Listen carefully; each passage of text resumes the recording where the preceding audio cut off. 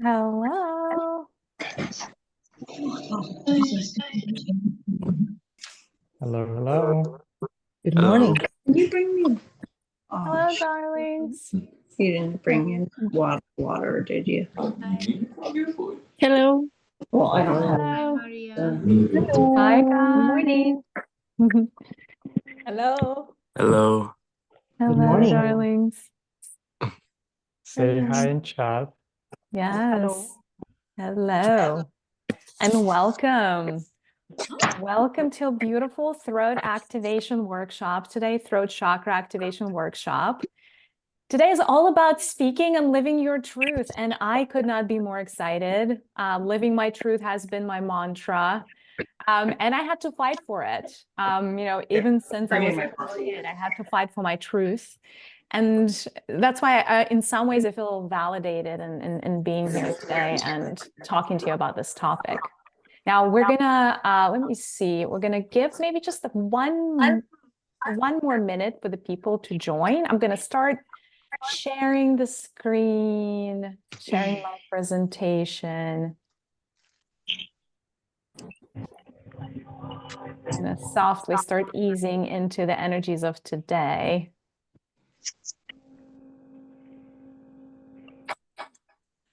And a couple of work questions.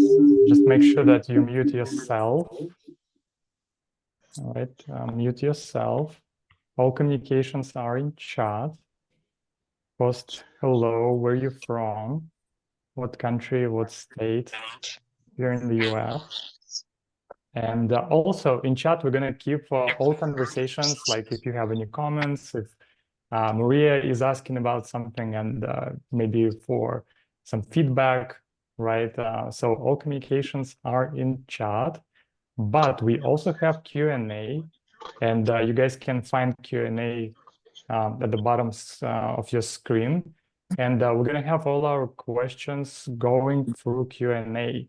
So if you have any questions about this topic, chakras, right, speaking the truth and all this kind of stuff, make sure that you post in Q&A, because we're gonna have some time at the end of the session and maybe in the middle to answer your questions. So make sure that you post them in Q&A.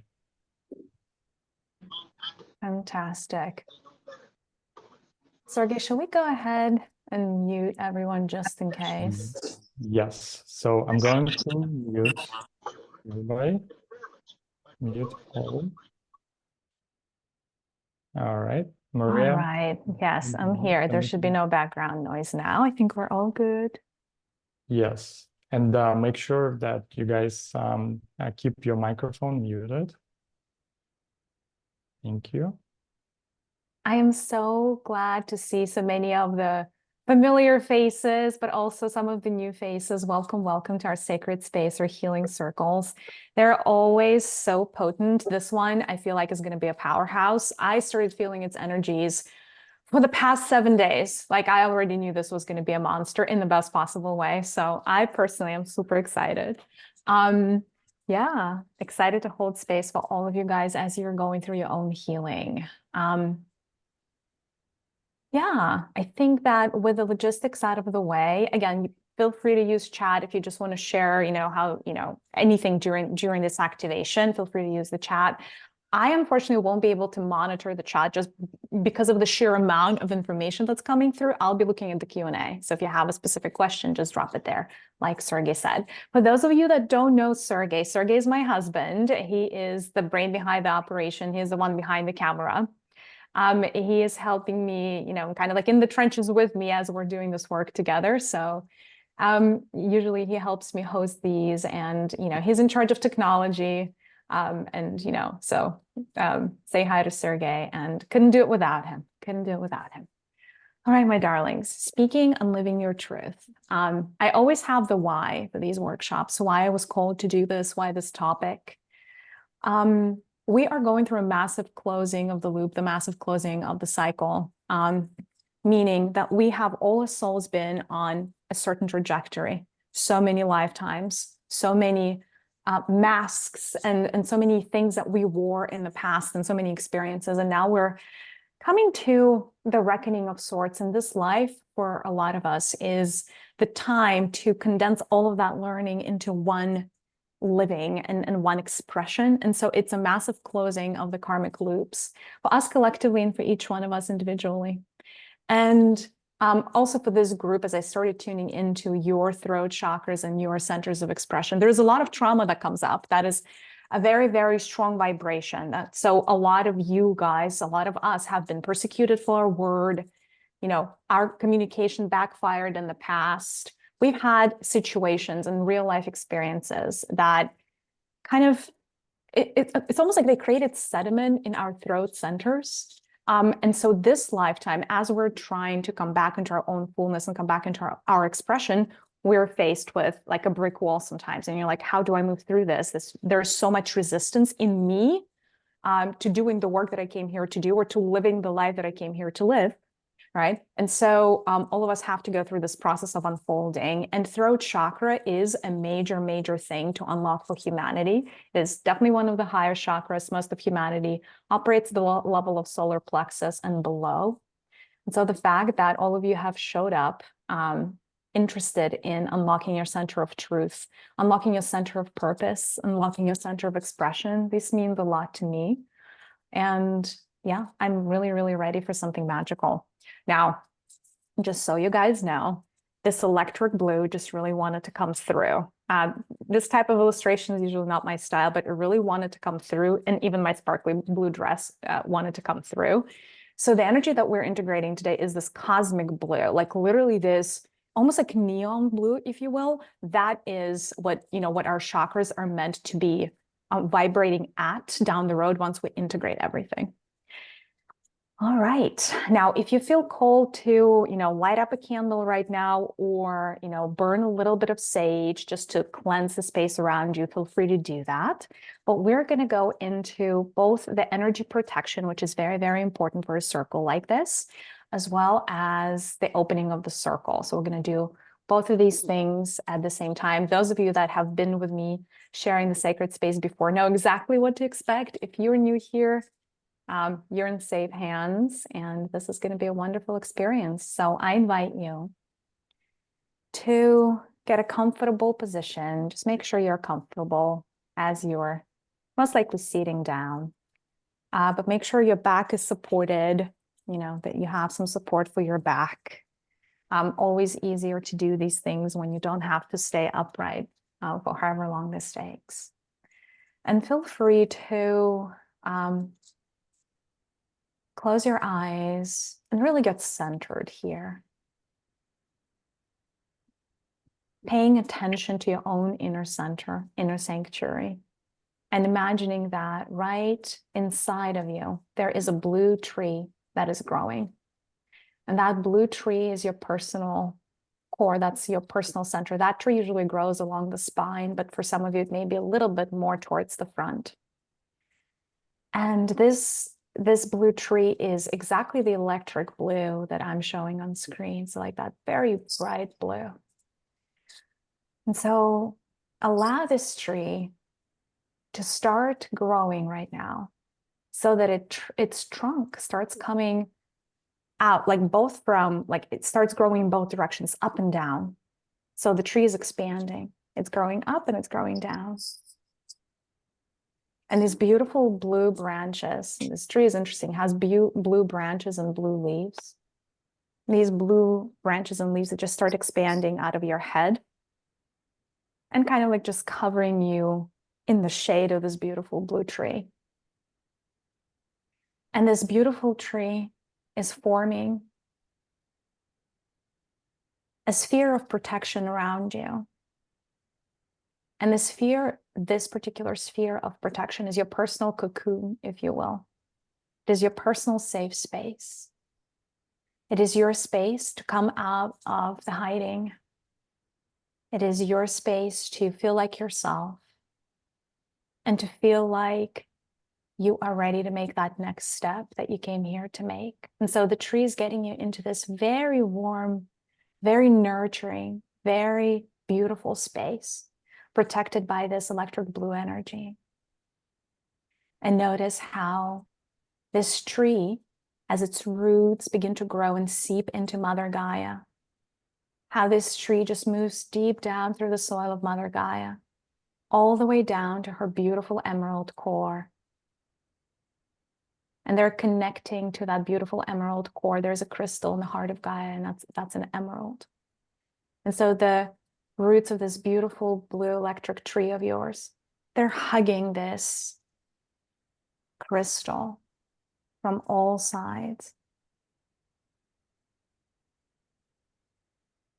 And through that, you feel not only connected to Mother Earth, but you feel protected by her energy and her many kingdoms during the activation that you're going to go through today. Allow the healing energies of Gaia to enter you through the soles of your feet, because she wants to be an active participant in today's circle. And she's so grateful that you chose to unlock your true voice today. As your mother, she's so grateful, and she wants to acknowledge you for the road that you traveled to get here and the level of commitment that it took for you to get here. And so she thanks you. She wants you to know that she's here. And now that you are safely protected within the beautiful shade of this tree, the beautiful sphere made by this tree, I invite you to step into our healing circle today, into this collective space of sisterhood and brotherhood, of true communion on earth, the space that makes each and every one of us stronger. Because when we intentionally join in a circle together to heal, our energies can help one another. We are all unique sparkles of Source, and we are stronger together in unity. And therefore, collective healing can be so powerful. And so as you step into the circle, I want you to notice that our circle today is color blue. It is this electric blue. And I want you to notice that you're holding hands with two very special people, somebody to your right and somebody to your left. And whoever you get joined with in this magical dance, this is not random. This is a synchronicity. And as you're standing in the circle, I want you to notice how the energy of your heart streams in both directions along the perimeter of the circle. And so your heart energy, your heart space, is becoming connected to the heart spaces of those around you. And when all of our hearts are joined like this in a circle, our circle becomes brighter.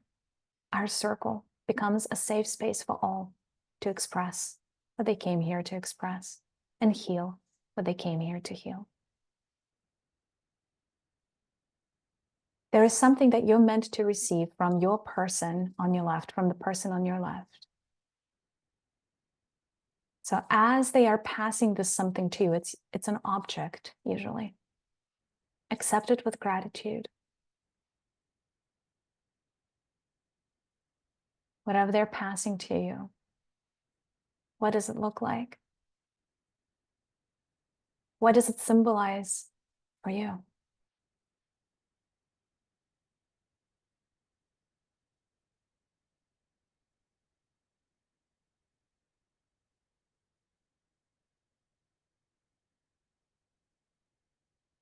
And where in your body does it want to go?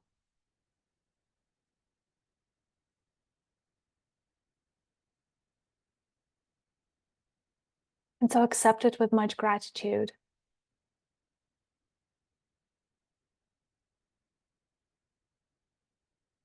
Accept it with much gratitude. And now realize that you're also meant to share something special with the person to your right. And so whatever that is from your heart, something that the universe really needs to give them or wants to give them, something that they need in this moment, because perhaps they're feeling down, or perhaps they need a particular energy that you have or the universe has. And so just pass that object, whatever they need, pass that energy on to them. And see as they receive it with so much gratitude, and how they're thanking you, and how they're smiling.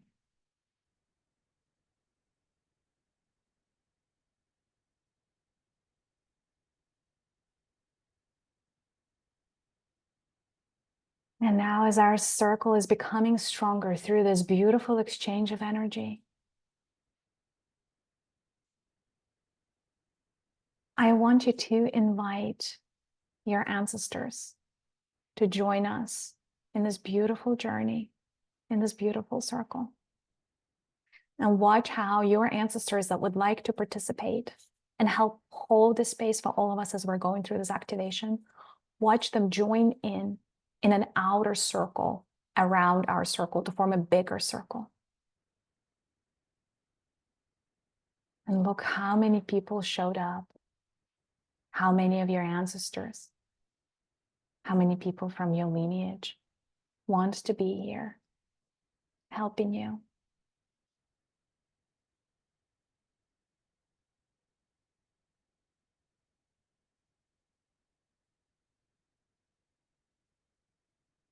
Feel their strength, feel their support, feel their love. And what they're also showing me is that they would like to place their hands on our back. So they're placing their many palms in our back, sharing their love and sharing their support and sharing their energy. So you can feel fortified and strengthened and so loved and supported today. I also invite the many kingdoms of Mother Gaia that want to be present for this activation. A lot of the beings from the kingdom of air, the element of air, and the element of ether wanted to be present here. The energy of the four winds, the energy of the sylphs, the elementals of air. Specifically, the wind of change is also here to bring us transformation and release and relief from what we have been sensing and what we have been feeling.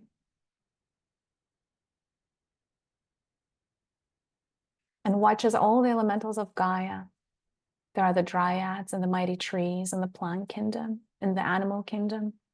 A lot of lions are here and zebras, the giraffes. All of them are here to help humanity, to help us express ourselves better.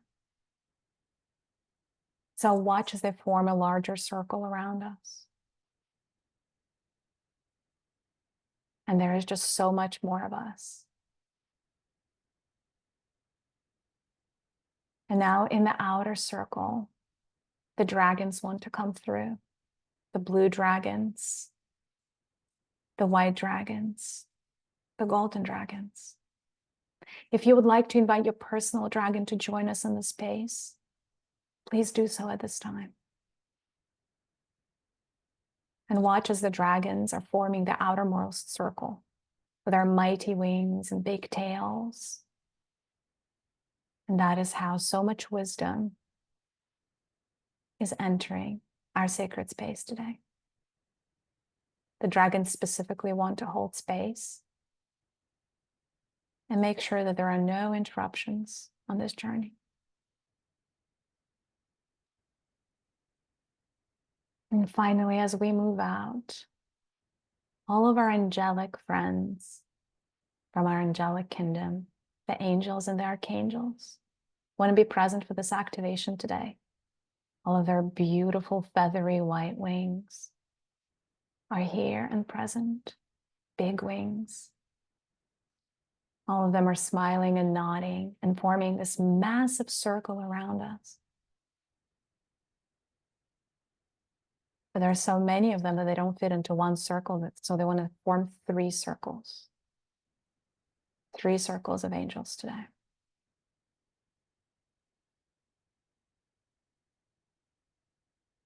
And I just want us to know that this is a safe and protected space. Space filled with light. And they're starting to pour in so much light from source, from the cosmos, from the many hierarchies of light, straight towards the middle of our circle. And right in the middle of our circle, white flowers begin to bloom. So many of them, to cleanse, and purify our space, to elevate us, to help us center and listen and hear the voices within, the stories within. And these white flowers are also here to bring to light that which was hidden. So anything that was in the shadow, in the background, and you didn't know what your blockages were, these white flowers are going to help reveal those blockages to you so we can remove them and work through them. And finally, watch as a beautiful, massive stream of white light, straight from source consciousness, hits the very middle of our circle, covering all of our concentric circles in one pillar of white light, given the blessing, the acknowledgement, and the power and the light to the work that we're going to be doing here today. Simply accept that light into your heart, but most importantly, into your throat. Watch as a blue flower is starting to bloom in your throat center. And that flower is opening its petals to the light of source, the light of God, if you will. And it's starting to absorb that light into itself, creating the space and the clearing, creating an opening so that you can be in your most receptive state today, so that you can get out of this everything that you came here to receive. And so it is. And with that, I consider our circle for today officially open. You may open your eyes now, darlings. Softly, gently coming back into our space. A lot of angels today, a lot of angelics. We usually get one circle, not three. This is beautiful and special. All right. I love this quote. So I wanted to share it with you guys if you haven't heard it. A bird doesn't sing because it has an answer. It sings because it has a song. Now there's debate around who to attribute this quote to. Some say it's a Chinese proverb. Some say it's Maya Angelou. It matters not, I think, to this conversation who we attribute these words to. Because I think the whole point of this, and like why I love the energy of this quote, is that we all are beautiful, perfect snowflakes, and we all came here to express ourselves in a way that's unhindered. If you think about it, our lives could be likened to a song, because a song and a voice is so much more than the stuff that comes out of our mouth. It is our entire energy. It is our entire being. And in this particular life, so many of us came to come out, to truly own our light, to truly own our truth, to truly own every crevice of our being fully, boldly. So we all came here to sing our individual songs that become a beautiful collective song. And so no, we don't do it because we have an answer, but we do it because expression is everything. Expression has value. Your personal vibration has value to source. Your personal vibration has value to Mother Gaia as she's going through her transition, right? Now, of course, because this is the end of the cycle, we have all showed up with a lot of baggage, which is why opening the throat center can be so hard, especially as we go into spirituality, especially as we become aware of all the layers.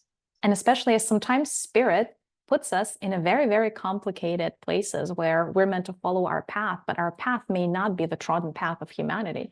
Our path may be unique, right? So a lot of us are being faced with, okay, so how do I express myself? Like I feel this calling, I feel this drive, I feel this need, but something is blocking me, I can't. So I wanted to invite an exploration today. And I wanted to bring about this concept of a true voice, right? So we all have a voice, the voice that comes out of our mouths, but also our voice is our vibration. You know, the way I'm going to use it in the context of this presentation is literally like your entire vibration, right? So what you are vibrating at right now, is that your true voice? Is that your true sound? Is that your true emanation? Is that your true vibration? Or is it mixed and mingled and intertwined with all these other things that are no longer you, that may be constraining? And so I figured we'd start this with a little bit of a diagnostic so that you all could understand what portion of your true voice is caged and what portion of your true voice is out.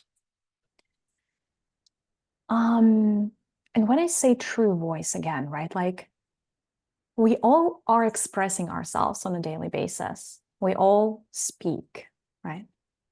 Does it mean that the true voice is coming out, right? That is the big question. Or just a voice is coming out. And for most of us, it's just a voice that comes out, or many voices sometimes, right? So getting to the true voice is what we came here to do. And so really quickly, just for this diagnostic, I invite you to close your eyes. And I want you to imagine the perfect version of you first. And that perfect version of you, you can imagine that version of you as your higher self.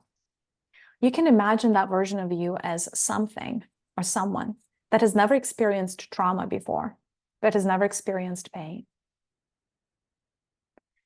And what I would like for you to pay attention to is their throat. In their throat, they're going to have this kernel. And this kernel, or this little seed, is going to represent their voice. And I want you to pay attention to how beautiful this kernel is. That kernel would represent your truth without trauma, like before any trauma happened. That is what your true voice or true expression looks like. And now I would like for you to shift your focus to you today, the way that you are, the way that you came here today. And I want you to just like energetically look at your throat, right? And just place kind of like if you were to place your energetic imprint next to this perfect version of you, and if you were to look at their throat and your throat and see the difference. And I invite you to examine what is that kernel of your own voice? What does it look like? Like that little seed in your throat, what does it look like? And I know some of you right now are seeing things that perhaps are less than optimal, or perceiving things that are less than optimal. I know all of you are perceiving that whatever expression your higher self has, you don't have that same expression over here, right? And so I invite you to just place that kernel of your personal truth in front of you and start pouring golden light on it. And as the golden light pours all over it, we can start peeling off the layers a little bit. And initially the layers may be dark. And so I just invite you to peel off those layers as many times as it takes to get to that little kernel of your own voice inside. That is the prettiest version you can get it to be right now.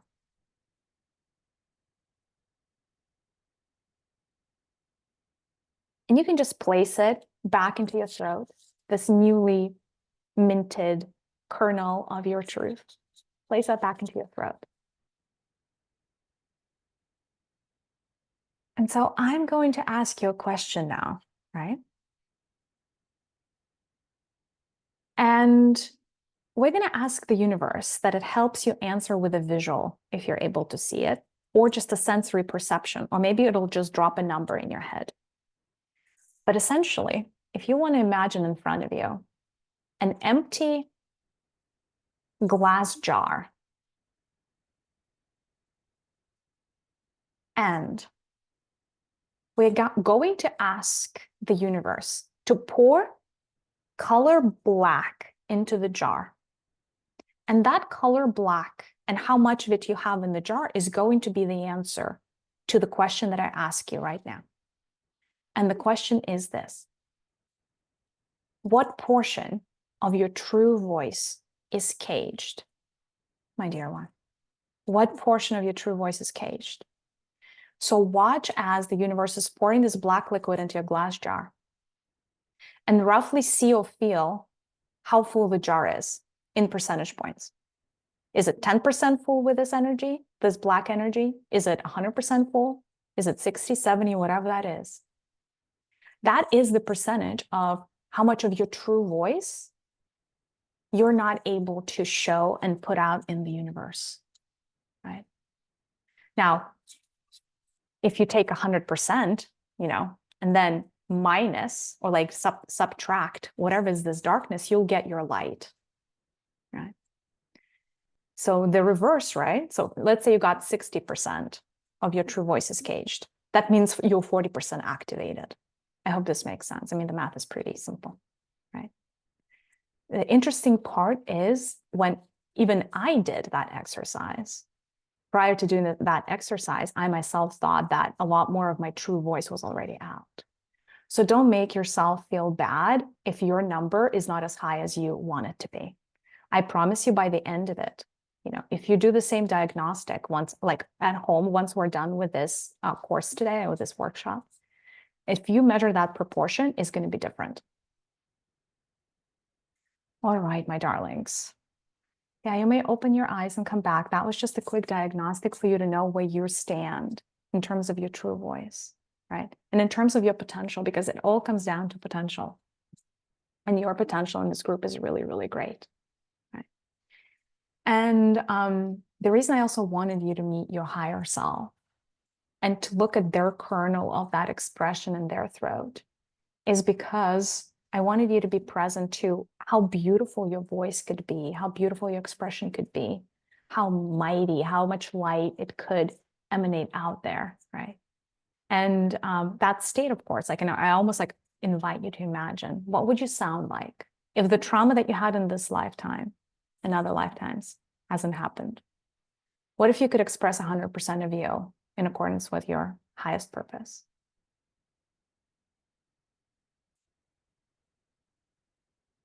I also wanted to show you this because the healing process of the throat is not linear.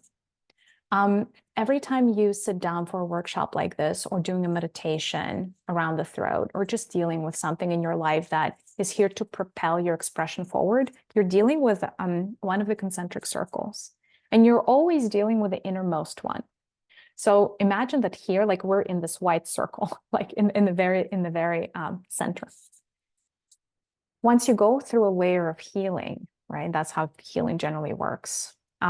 There's a liberation and a process of integration, but there are always other layers to peel off, right? And that is how I want you to think about your expression, because expression is like learning to walk before you can run.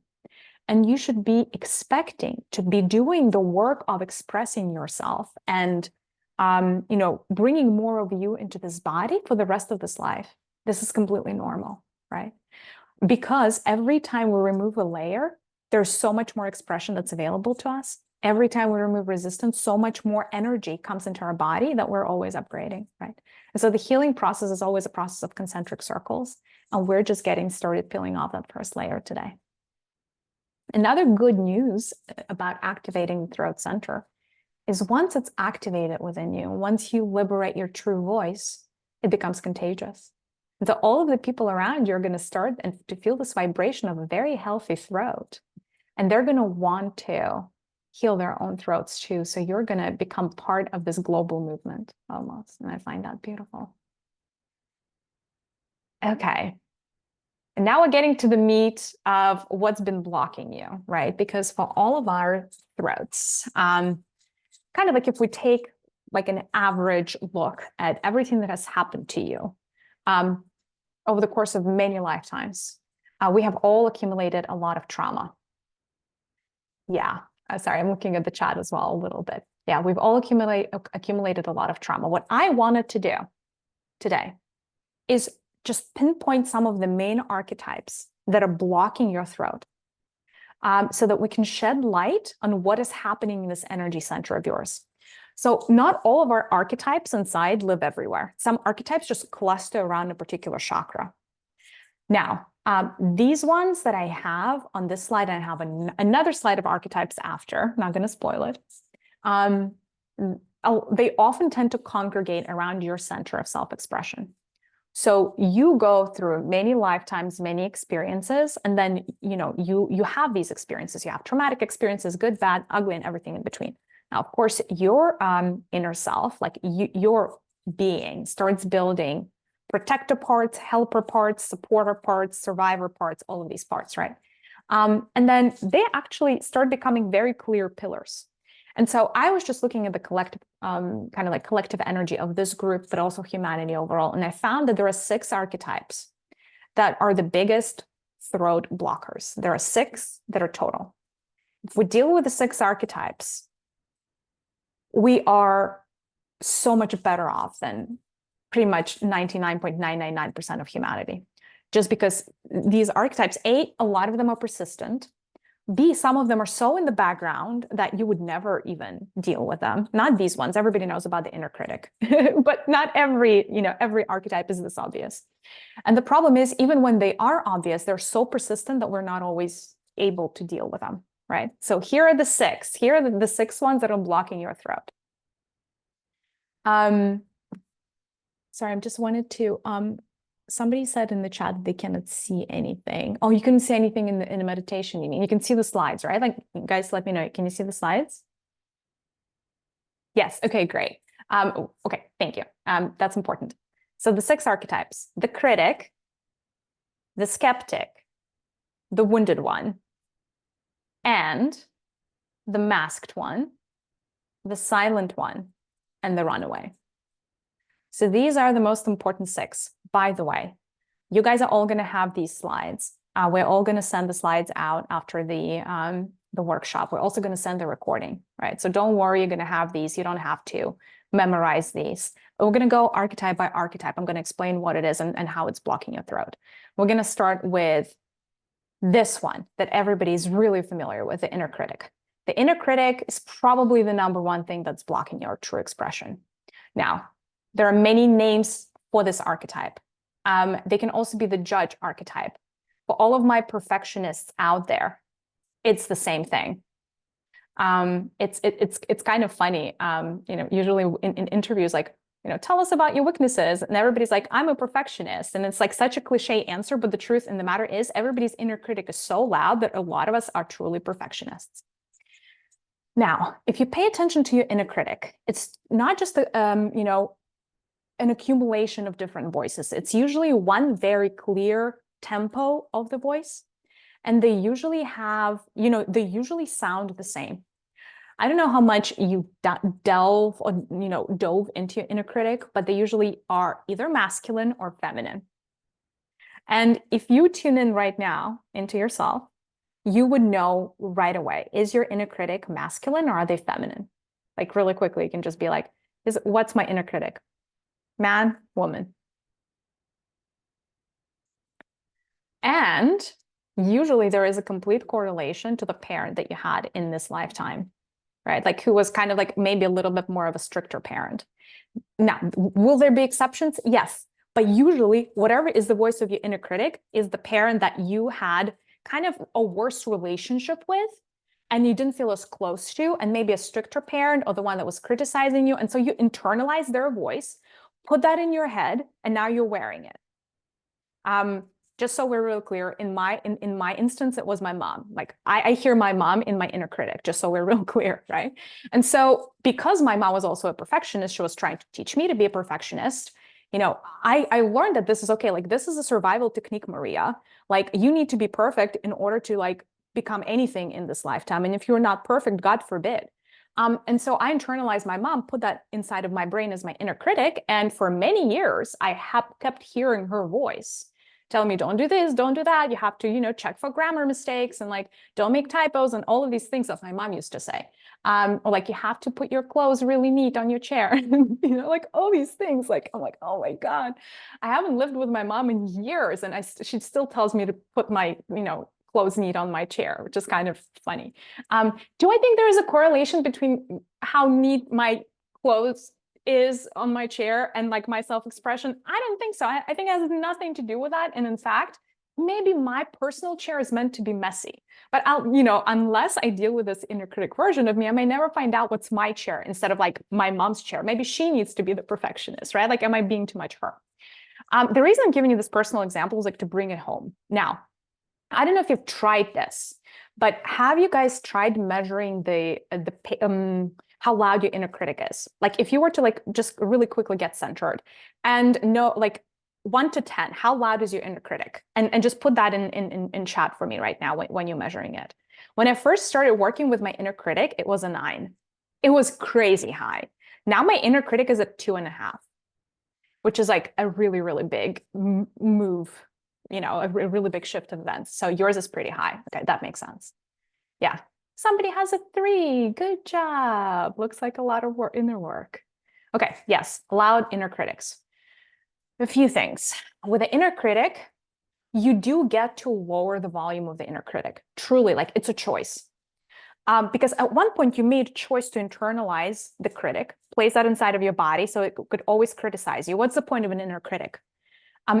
If your inner critic criticizes you first, then it prevents you from being criticized by the outer world or being judged by the outer world, right? Because like you're your own worst enemy and you criticize yourself so much that like nothing can compare to it. That's why your inner critic is so loud, because God forbid anybody else criticizes you. So you choose to deal with yourself.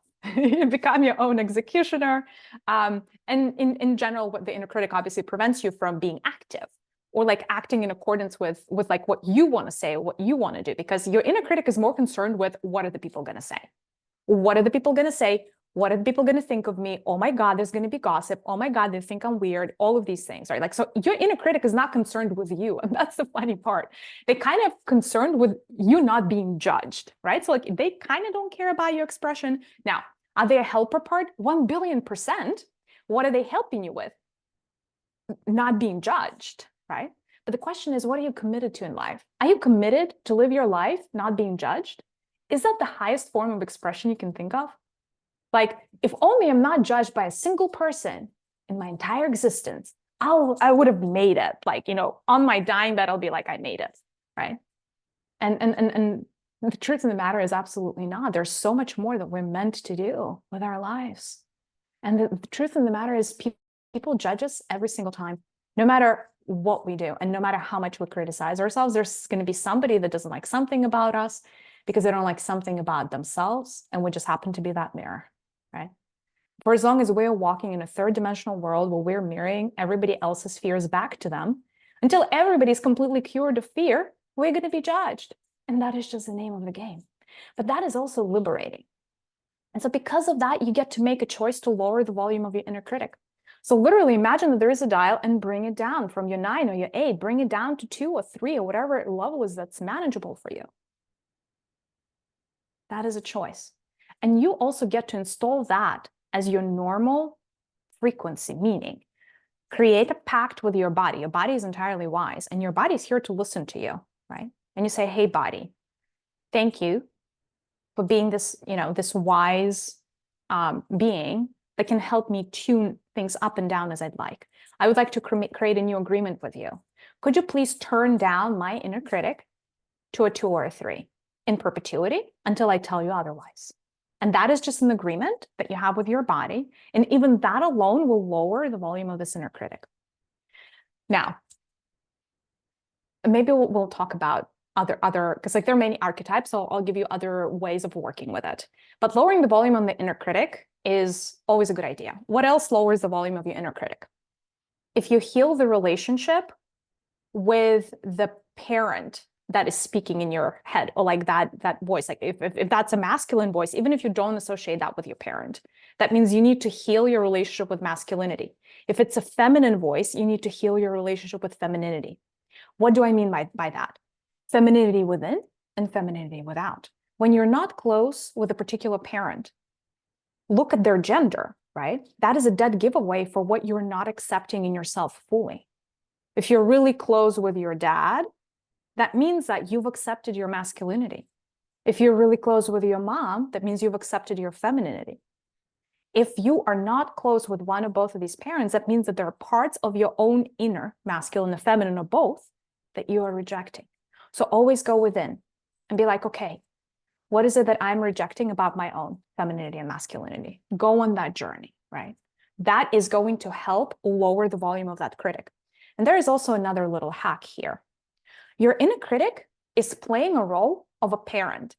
If you think about it, it's like a parent archetype inside of you. But instead of being a loving parent, it's kind of like this, I don't know, judgmental parent, not the kind of parent that, we all wish we had. And so here's another hack for you if you're working on this. You can grow another parent archetype within you that is going to replace the inner critic, right? So become your own parent and choose your own parenting style for yourself. What kind of parent are you committed to being for yourself? A benevolent parent, maybe a loving parent, a supportive parent, whatever that version is. The parent that sees the best in their kid, the parent that's all forgiveness, right?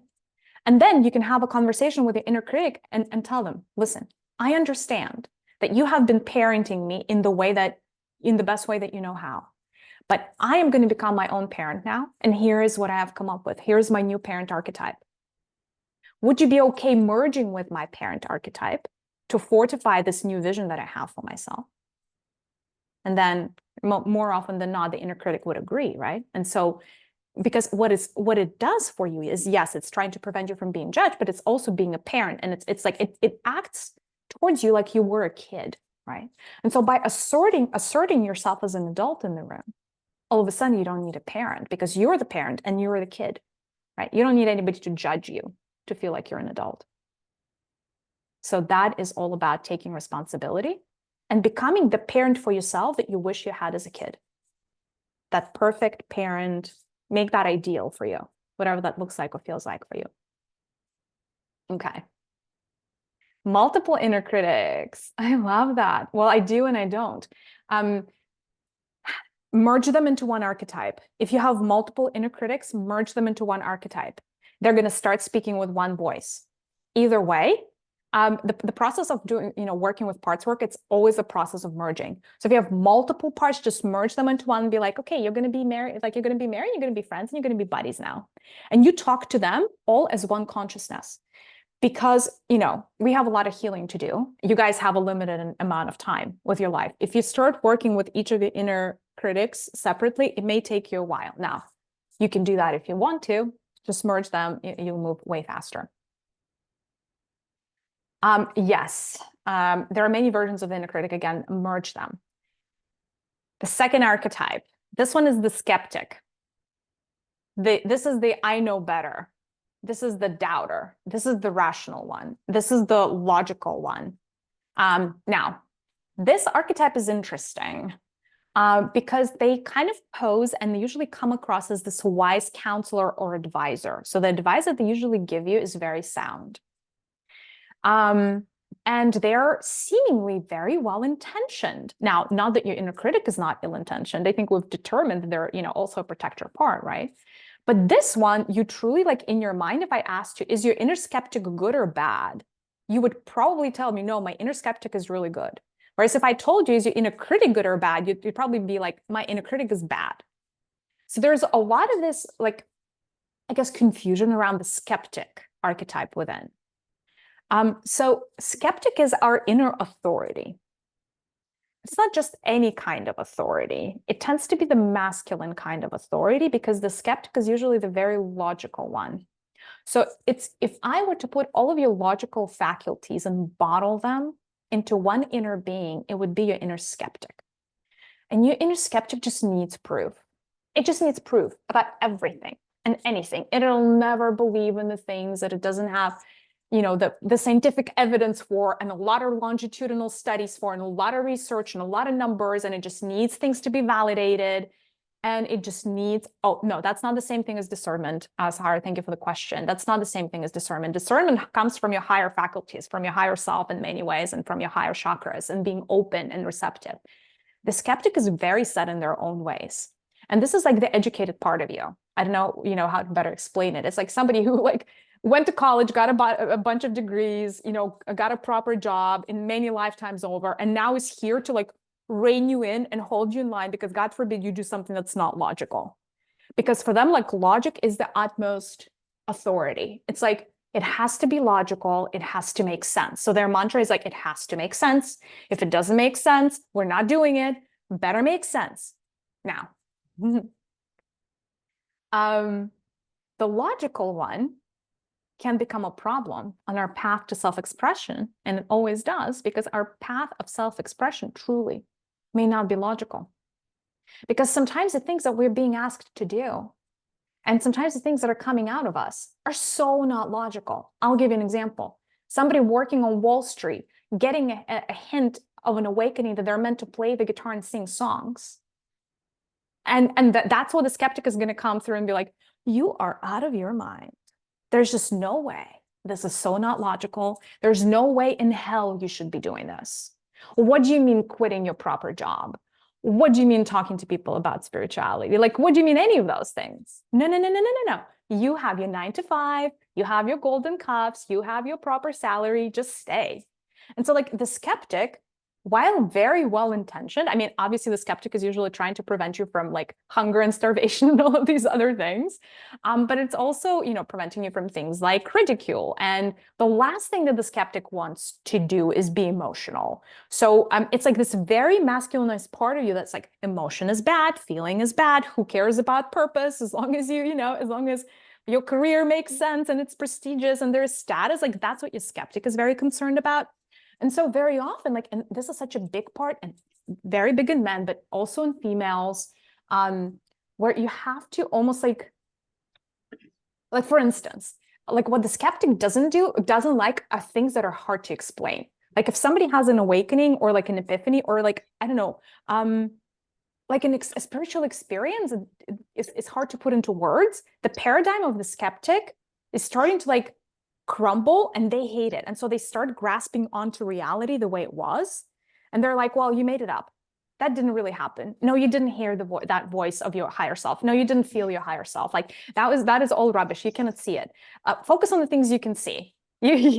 Focus on your paycheck. Like that's what the skeptic wants you to do. Focus on climbing the career ladder. And listen, at face value, there's nothing wrong with having a beautiful career. That's not what I'm here to say. Some of you are really like, for some of you, the purpose may be Wall Street. That's totally cool.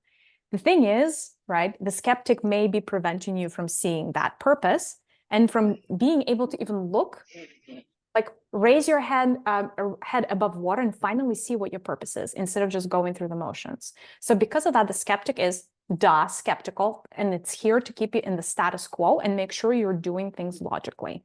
Now, the problem with this archetype, of course, in the era of the maiden, like a lot of feminine energies are coming through. So the skeptic is really, really going to struggle. And some of you are literally poster children in this group for this archetype. And for some of you, the skeptic is so strong that you're struggling with it every day still. And I want you to know that if you, yes, I was feeling there was somebody from Wall Street here, so I'm getting direct messages. Yes, I got confirmation just now. So for some of you, the skeptic is so strong, but I want you to know that the reason you're part of this group is because your journey is to overcome your skeptic and tune into your other faculties of receiving energy. Because what the skeptic says is, I only want you to be receiving and processing with your mind and your brain. But what about the heart? But what about the third eye? But what about what about the crown center? There are so many centers of receptivity that you have that if it was up to your skeptic, would remain closed forever, because that's not logical. It's not, it's hard to prove, and there are no longitudinal scientific studies to back this up, right?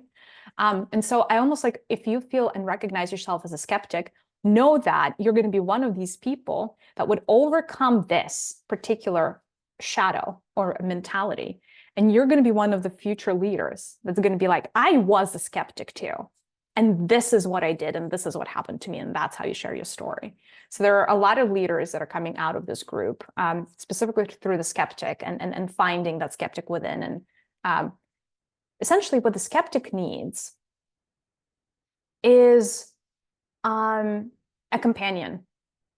Now, I don't think that like logic is beautiful. I don't think the intention is to kill the logic at all, right? Like we're living in a massively logical society. We need structure, we need money, all of these things. Skeptic does very well with companions So if your skeptic is really strong, your logic is very strong. Build itself an emotional counterpart and make them play bold together and be like, I want you as a unified mind, heart, infinity loop together. So don't come to me just as a skeptic, come to me as a mind mixed with a heart. And that's the new archetype, right? And again, have that agreement with your body. And that's how you deal with a skeptic. The skeptic just needs somebody to broaden their horizons, is what they need, right? Because they themselves have limited vision. Like they themselves don't see the entire picture. So they need the feminine to step in and like take the reins. So once you build that inner feminine intuition archetype and feeling archetype, and then when they merge with a skeptic, that's when you get a powerhouse that can both process with the mind and the heart and all of it combined. So that's a skeptic. Next one is the wounded one. This is kind of self-explanatory. Now, too many wounds to go over, right? Because there's so many reasons why your particular center of expression is blocked. There's so many different life circumstances that could have happened. I don't know, from bullying to being ostracized, like your family not understanding you, all of these different things, being judged again. Now, I'm just going to quickly, I put in some beliefs that this part of you holds, just so you could quickly connect with it. Quickly connect with the wounded one. The beliefs are, I've been hurt before. I don't want to go through pain again.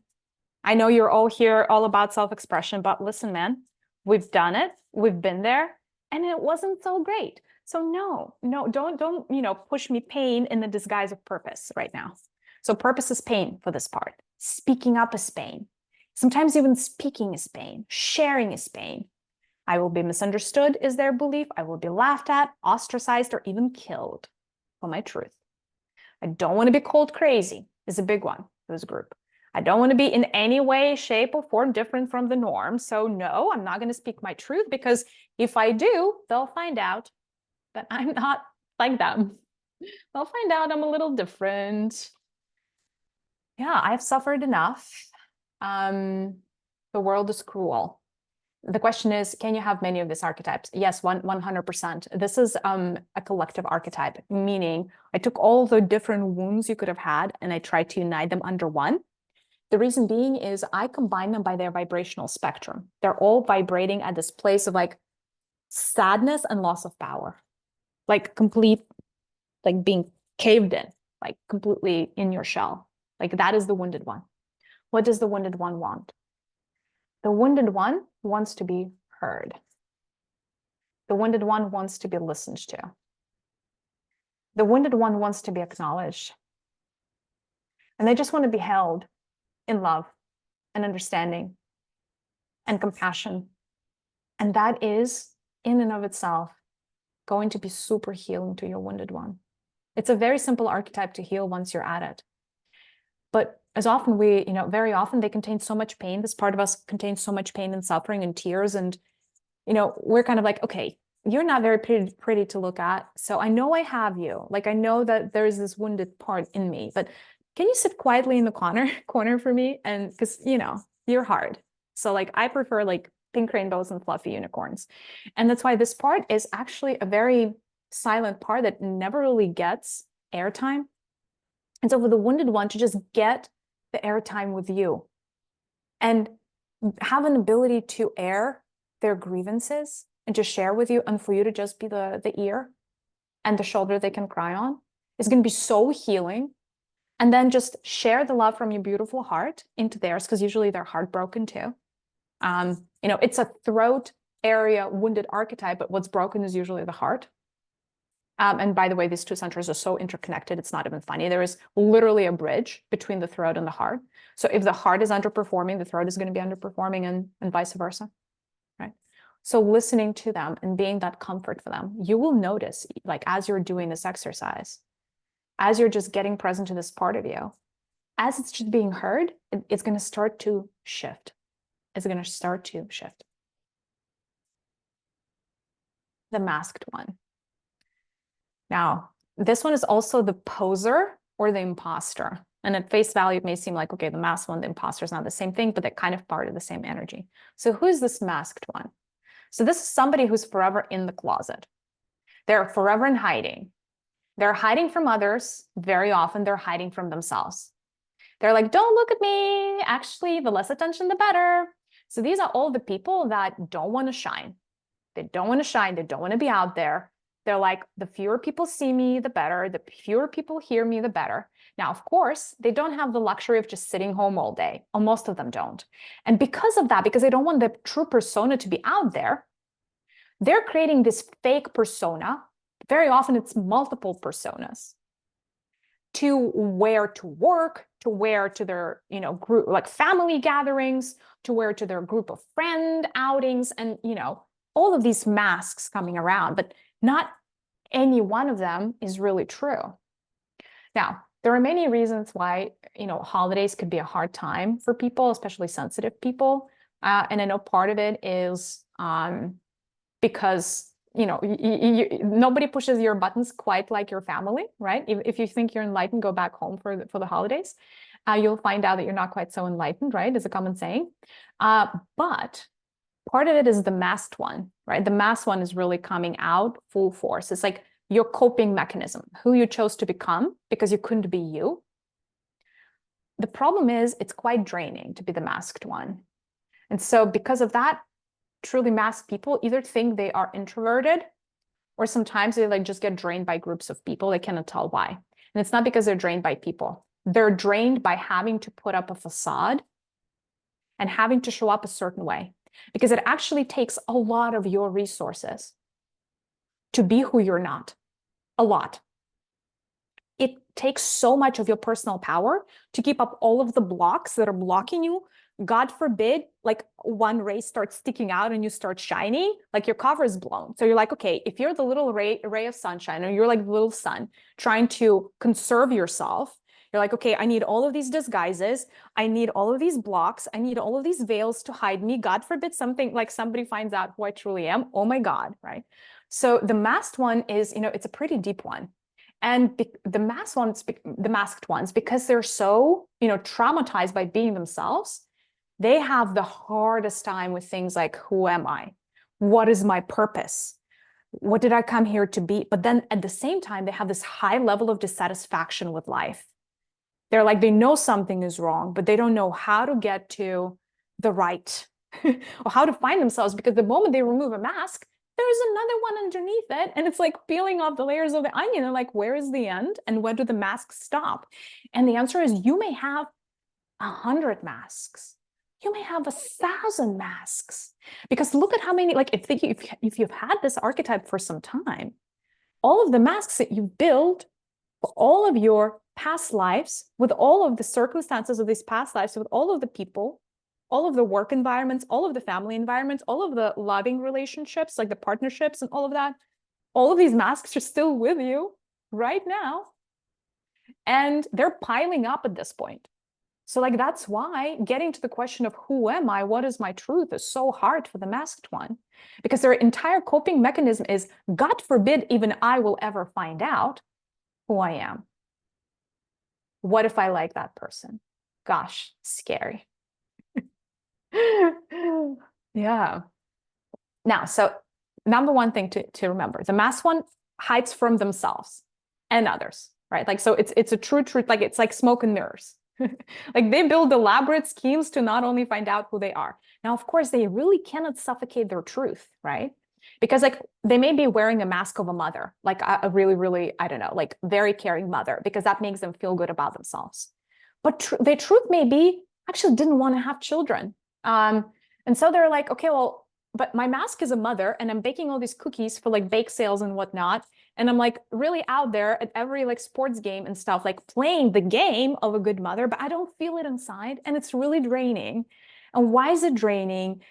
And why am I such a bad person? Because, I'm faking it apparently. So like, it's this kind of inner turmoil that's extremely energy intensive, right? And there's a lot of this inner conflict, because they cannot understand, these people usually cannot understand why their mask doesn't fit reality, or like how they feel inside, without almost realizing that that's a mask. And like the only really answer for the mask one is to go into the direction of authenticity, peel off layer by layer, and going into the direction of what feels good. And the masked people are really good at saying yes when they mean no. That's their entire persona is built off of this. So if you catch yourself saying yes when you mean no, most likely you're wearing a mask, or you're pretending to be somebody that you're not. And literally stop yourself dead in your tracks and be like, okay, who am I living my life for? Me or someone else? And if you're tired of living your life with all of these other people and people pleasing and doing all these things for others, because that ultimately just eats a little bit like little chunks of you every single time you do that, because you give up your truth and you place yourself below all these other people that are more important than you. If you're tired of that dynamics, then do say no next time when you mean no. And only say yes when it's hell yes. And practice that. It's a muscle. Like you start with one thing, and then you do it again, and then you do it again, and then you do it again. And then you realize that when you don't say yes to everything, the world doesn't crumble around you. And people don't automatically start hating you or whatever else you're scared of. Nothing really happens other than you become happier. Exactly. Polite. Polite is a mask. Nice is a mask. When people say he is nice, do you know that that's not the same thing as he is kind or she is kind? Kind is a true quality of somebody's soul. Nice is a mask that somebody wears to hide that they're actually not kind.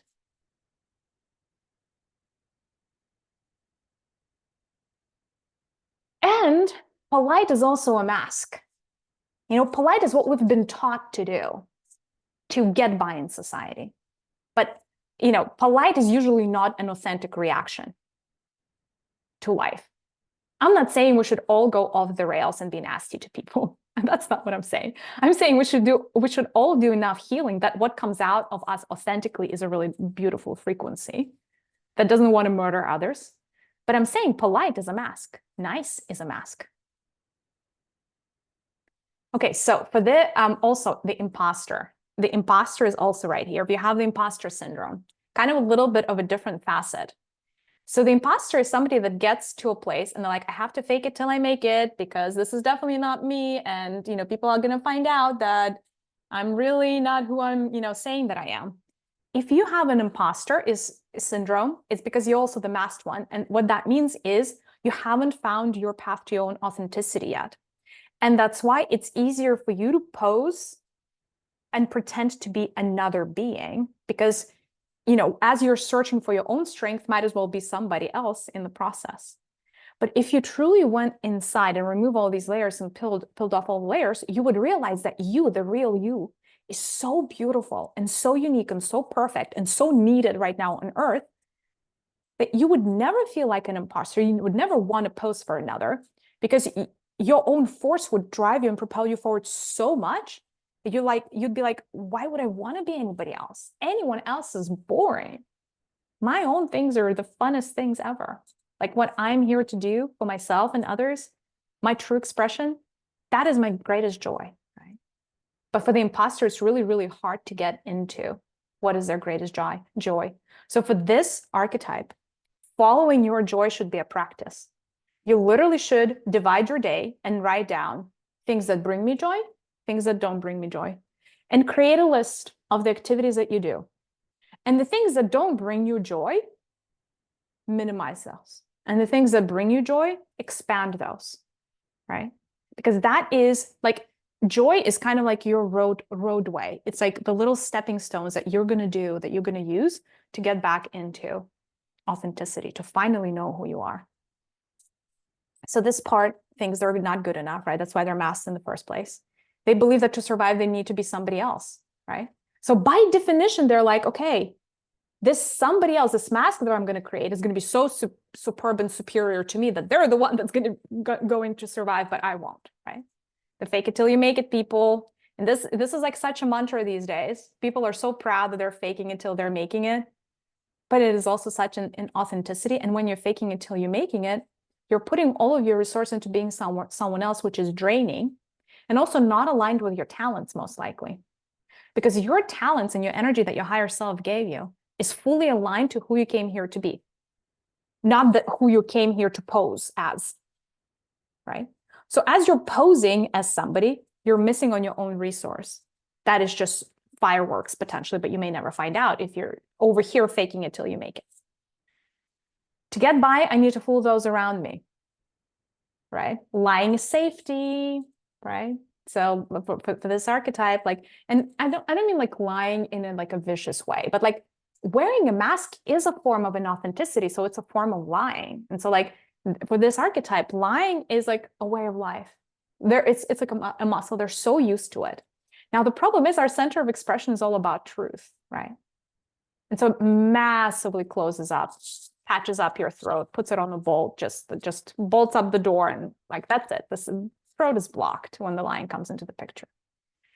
And my power is unsafe. That is a little bit of a different version, like for people that are masking their power. Like this is for somebody who feels like their power is too great, or they're going to be too seen, or they're, and usually it's, this either comes from just an understanding that your higher self gave you a lot of its energy and a big stream, or it's a memory of having a really, really great past life where you really stepped out of your comfort zone, when you were playing the big game, meaning like, I don't know, if you were up on stages or leading people or whatever you were, helping people, saving people, whatever you were doing. And that power got you in trouble. And you have that memory stuck deep down inside of you. And then in this lifetime, you come with the same kernel of power and the same kernel of truth. And you're like, oh, I know how this movie ends. Okay, I came with power again, so I know how this ends. And so part of it is also rewriting your story, that power doesn't equal unsafe. And in fact, in this lifetime, it won't be unsafe. Just because, again, it's a closing of the cycle. When it's not the closing of the cycle, we're collecting trauma. When it's the closing of the cycle, we're unwinding trauma. So you didn't come into this lifetime to accumulate new trauma. Not really. Whatever trauma that you accumulated in your childhood or like earlier in your life was just showing you what your karmic knots already are. You did not accumulate anything new. It was a repeat of the same old, right? But at the same time, the big calling for humanity, and that is why we're in the solar flash right now. And if you guys watched my Instagram story, it wasn't a story, it was a post, whatever, yesterday. I said that yesterday at 9 a.m. Eastern time, we had the biggest solar flash in 5 years. And this particular solar flash is healing our centers of expression. It's sending massive amounts of this cosmic blue light right now. Actually, it's about to hit us. So perfect timing for this workshop. It's because even the sun is on the same page. That expression is very much needed for planet Earth right now, and the solar system. And so even the sun is standing for expression. So yes, perfect timing. Ooh, I love this one. The reason I love this one is because it was so quiet, even as I was channeling for this. It like didn't, it was standing quietly in the corner. This archetype almost didn't want to come through. And then I'm like, who are you? And why are you so silent and shy? And then I realized that they're the silent one. Duh. Okay. So meet your silent one. This guy's also the martyr or girl. Doesn't really matter. It's a very, very randomly picked gender. Could be the female martyr. Also the invisible one. So this one believes in their heart of hearts that you have to keep quiet and suffer in silence. They believe that being silent is safe. They believe that nobody needs their opinion, that their voice doesn't matter, or they don't matter, that they cannot change anything. And the world is moving how the world is moving, and they're this little pebble under somebody's feet. They believe that they already lost, so why would they fight in the first place if the game is stacked or rigged against them? They believe that others are more important than them, and they should focus on making the more important people happy, so everybody else and not themselves. They have this, on the one hand, a very outward focus, and that's another people-pleasing archetype. But they're also the suffer in silence. And so like it's a full neglect of themselves and their needs. And it's somebody that is so, like at one point they had the fight in them, but the spark is so gone that they're not going to utter a single word. And so their perception is all ears and no mouth. So they're like, I'm going to listen and I'm going to internalize. But the problem is it's like an archetype that just keeps bending their back and just kind of like, becoming smaller and smaller and smaller and smaller and smaller. And that spark just keeps getting smaller and smaller and smaller and smaller, because it's like they're giving away their power, and that's a choice, right? And so these are the shy ones, but not just the outwardly shy ones, because there are a lot of people in this group that are very gregarious and outgoing and still have the silent one archetype. The silent one also is concerned with two things, and that was super prevalent for this group. That was the first thought that I woke up in the morning today, and like literally like the first thought that I had, ooh, and I know what this group's problem is. And the problem is, in this group in particular, we have many people who gave a vow of silence in past lives. It usually happened for you guys in not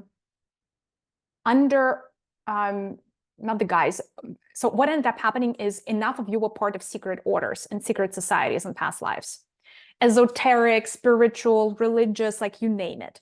Sometimes political secret societies, sometimes economic secret societies, just secret groups of people. And in one or many lifetimes, enough of you gave a vow of silence or keeping secrets. Like it was a sacred promise that you gave. And the vows were different for different people. But it was like, don't share the secret information. Don't say, God forbid you say something that you're not supposed to say. You're supposed to maintain secrecy all the time. Yada, yada, yada, yada. Like enough of you. And some of you gave multiple vows of silence. And so you come into this life, and then all of these patches and blocks are on your throat. And they are preventing you. So like that vow of secrecy actually spans lifetimes. So whatever you gave, if it's a true vow, and usually they're like marked by blood, all these contracts. So sure, that'll last you for 100 lifetimes. Great. And so you come here and you're like, I don't know what's the block on my throat. I don't know why I cannot say certain things. It's almost like my throat closes out, or like I'm not able to do things, or like for some people, they cannot write. Or they cannot be in like, they cannot record videos, but like it's going to be like a block on a particular form of expression because they gave a vow of silence in the past. And literally for this group, it's like overwhelming how many vows you guys gave. Totally did not expect this.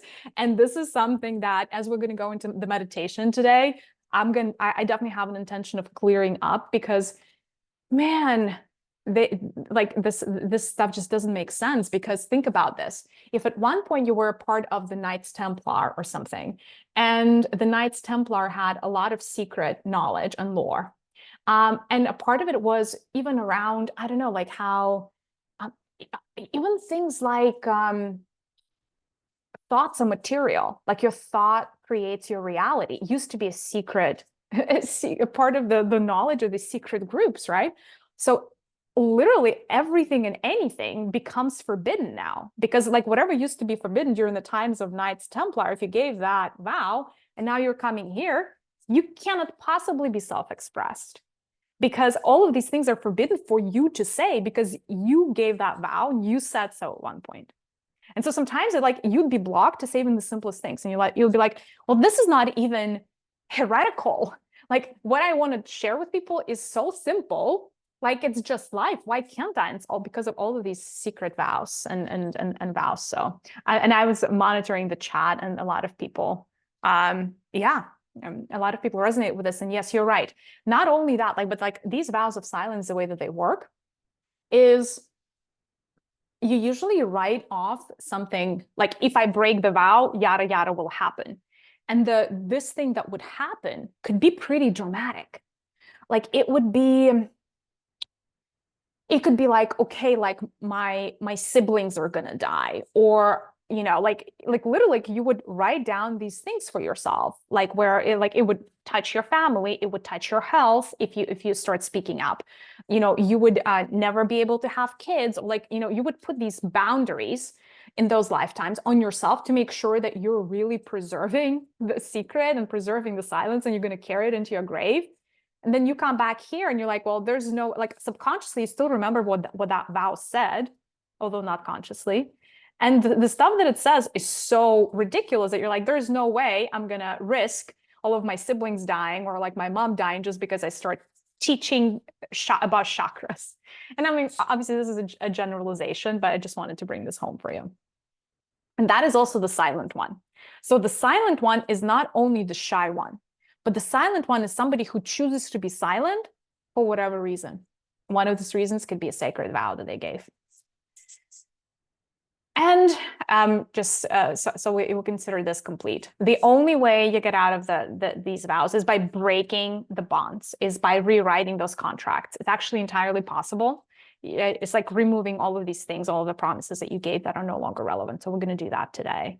The silent one also, healing the silent one is a path of self-forgiveness. So forgiving yourself for the weakness that you had at one point, or for not winning, or for being the victim, or whatever else you did. So for forgiveness is really the path to redemption for this archetype. And through forgiving yourself, you give this part of you validity. You give them value, you give them power, you acknowledge them. And then this, of course, goes straight back to self-worth, right?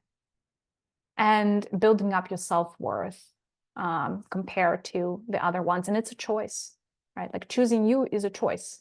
No pun intended or pun intended, right? Like it's a choice you made at one point to choose other people over you. It's a choice that you can make to change that. In fact, this is a lifetime to do it. This last one, the sixth one, is the runaway. Also the escapist, the fugitive, sometimes the rebel, although not every rebel is a runaway. So this one is somebody that doesn't want responsibility. And usually stepping onto your path and really feeling into your purpose, activating your fifth chakra means responsibility. What are they running away from? Well, at face value, the runaway could be running from a lot of different things. They could be running from their family that mistreated them. They could be running from their country that somehow didn't understand them. They could be running from the status quo. They could be running from a religious group.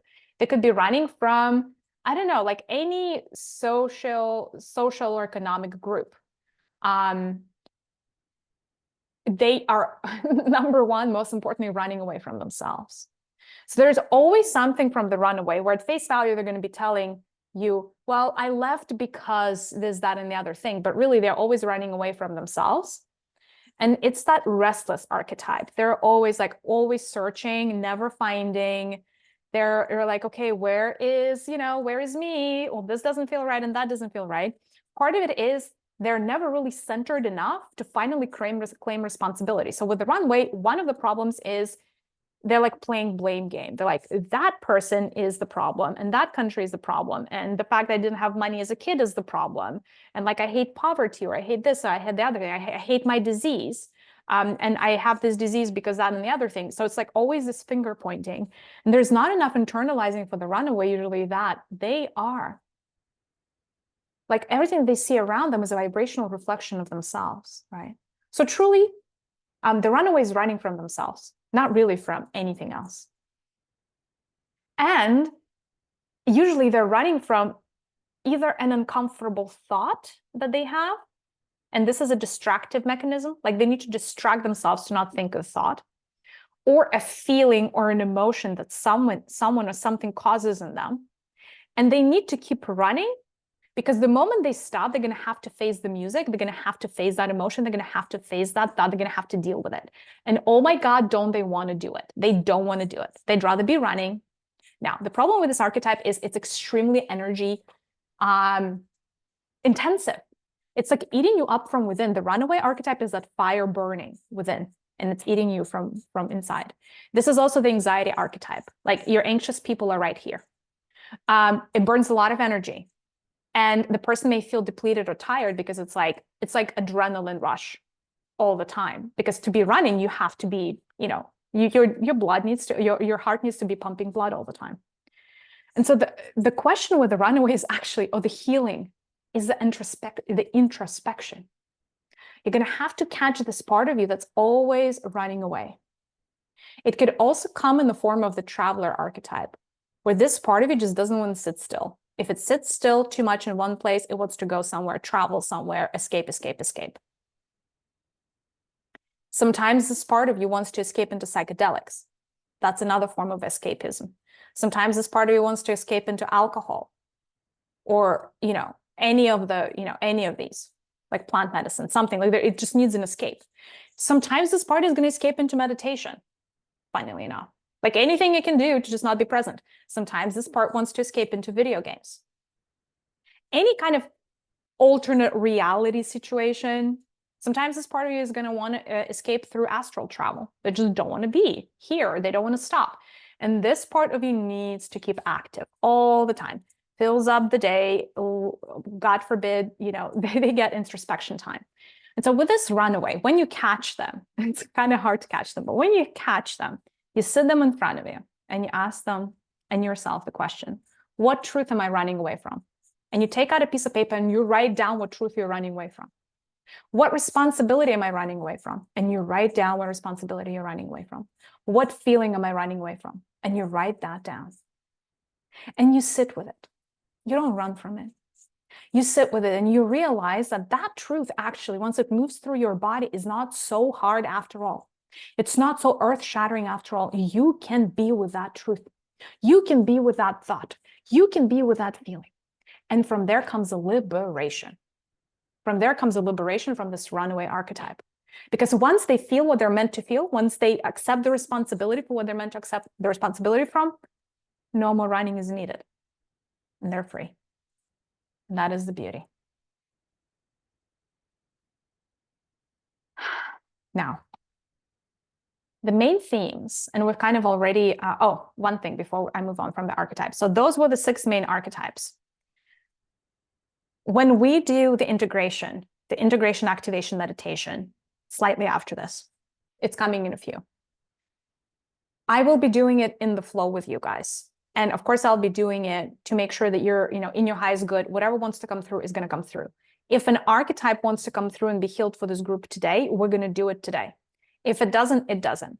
Unfortunately, I cannot really call favorites here. So whatever spirit wants to send us, spirit is going to send us. Either way, I feel like with information that you've gotten just with the previous 6 slides, you're going to be able to go back to this archetype if you know that this is the one and work with it. Because the hardest thing about the archetype is catching it red-handed and being like, woo, you sound like me. I know you. I have one of you inside of me, right?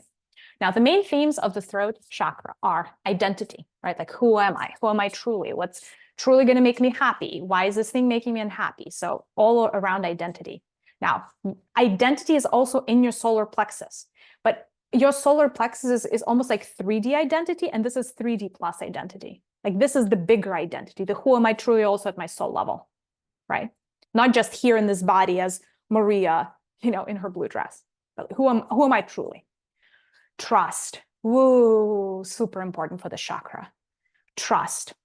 So if you don't feel like you can trust yourself, if you don't feel like you can trust the people, if you don't feel you can trust your government, if you don't feel you can trust anyone, if you don't feel like you can trust the universe, it is a massive blocker for your throat. Because wouldn't you agree that in order for you to truly open up, trust needs to be present? Because trust is also safety. Trust is knowing that when you fall, somebody's going to catch you, right? And so cultivating trust, surrendering to the trust within and removing resistance to trust is a massively healing thing for the throat. Now, of course, your voice and your speech, how you speak, your tempo of the voice, that's also in this chakra. Relationship with your word, that's something that's super, super, super important. What do I mean by the relationship with your word? It is, do you mean what you, do you actually mean what you say? And are you actually going to do what you say, right? Because people who have a very strong relationship with their word never say things they don't mean. And not only that, they would never commit to things that they truly have no intention of doing, right? But they also do what they said they were going to do, right? And so if you find yourself that perhaps your relationship with your word is not where it needs to be, that is another thing to heal. So start with your word and you can heal the chakra. Start with the chakra, you can heal the word. Vows, oaths, and promises of anything live in your throat. Any vow you gave, whether that is to a husband or a wife, to a secret society, to a religious egregore, to God, especially to God, to your mom, to whomever, in all of your past lives, lives in your throat. There have been some constricting vows, as we have already established. Truth and lies also lives in your throat, like that whole concept.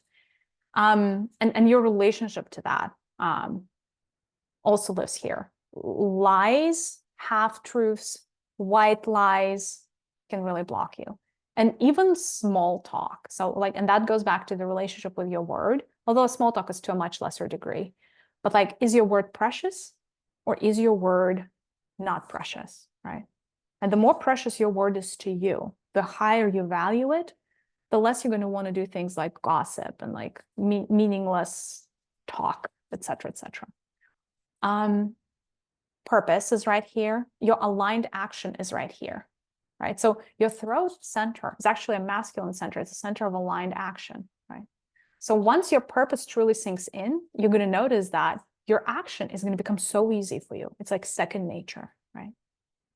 And how you know that you're blocked is if the actions are blocked, right? If you're not able to do certain things that you want to do, if you're being stopped, that's where you're blocked.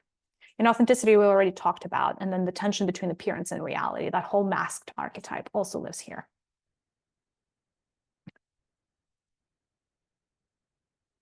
Just wanted to give you a couple of notes on how you can accumulate the power in your throat center. Now, this is more for down the road, right? Like not right now. Some things I already mentioned. Just really pay attention to your relationship with your word. Keep your promises, especially the promises you give yourself. Forget about the promises even that you give others. The most important promise is the promise you give yourself.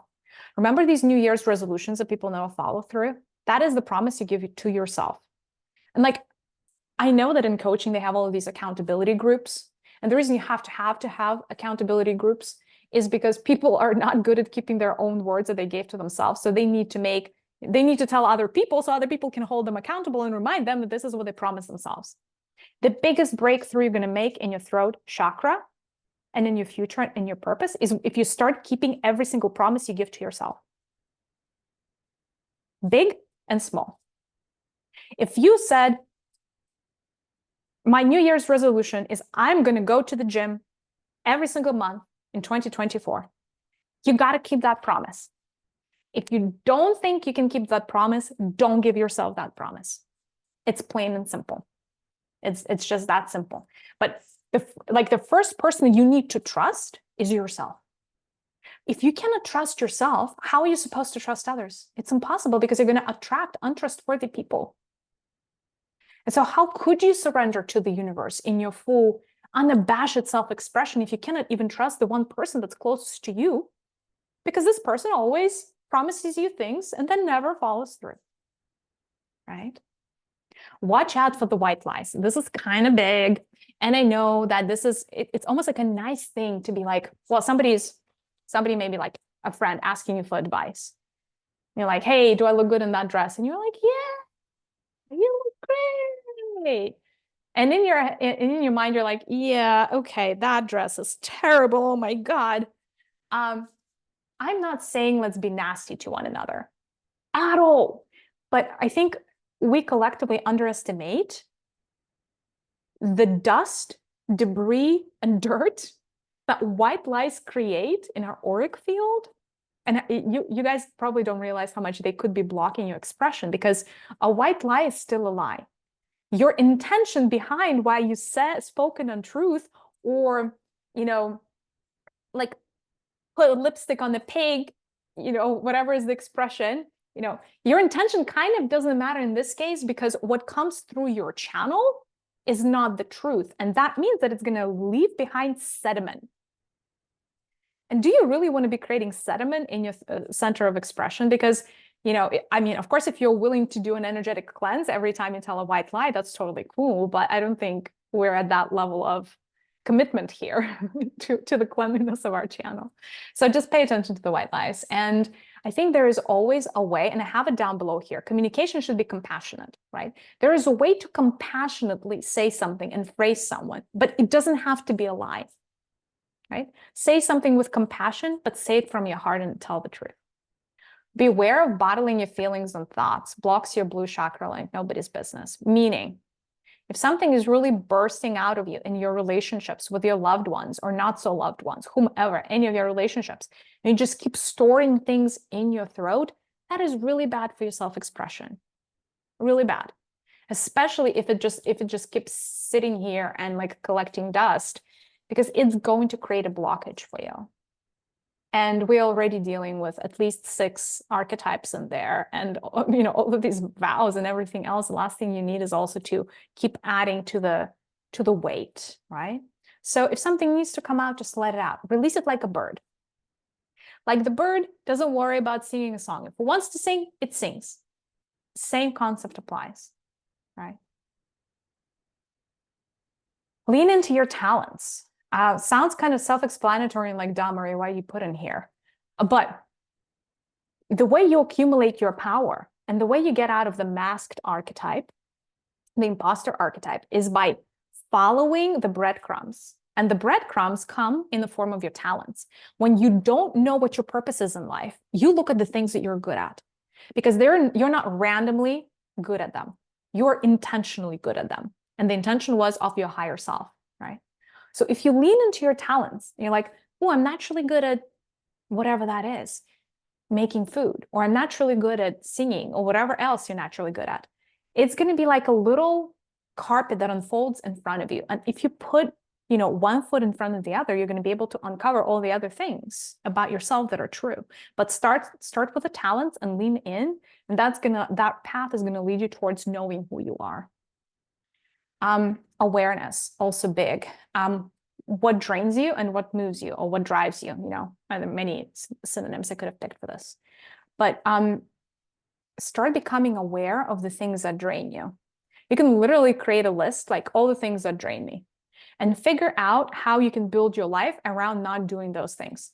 And you may say to me, Mariya, but some things that drain me are totally impossible for me to avoid, like washing the dishes, for instance. Or something like chores around the house. What drains you may not drain somebody else who you're living in a household with together. So having these conversations around what drains you versus what drains your partner is really, really important, because you will most likely find out that if you were meant to be together, it's not the same things that are draining you, because one person is supposed to perform one function and the other person the other function.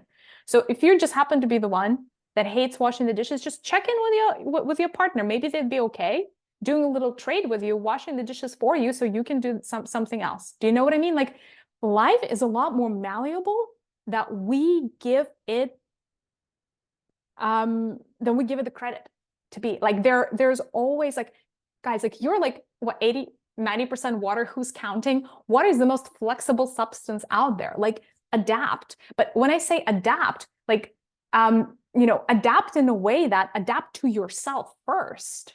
Right? Saying like, okay, like I need to adapt to and become adaptable and flexible to factor in the things that drain me and the things that move me. And then also the world around you is going to reflect you. If you're flexible, the world is going to become flexible. And so there are a lot more options for you than you think there are. Communication needs to be timely and compassionate. What do I mean here? It's kind of the same thing as don't bottle your feelings or thoughts.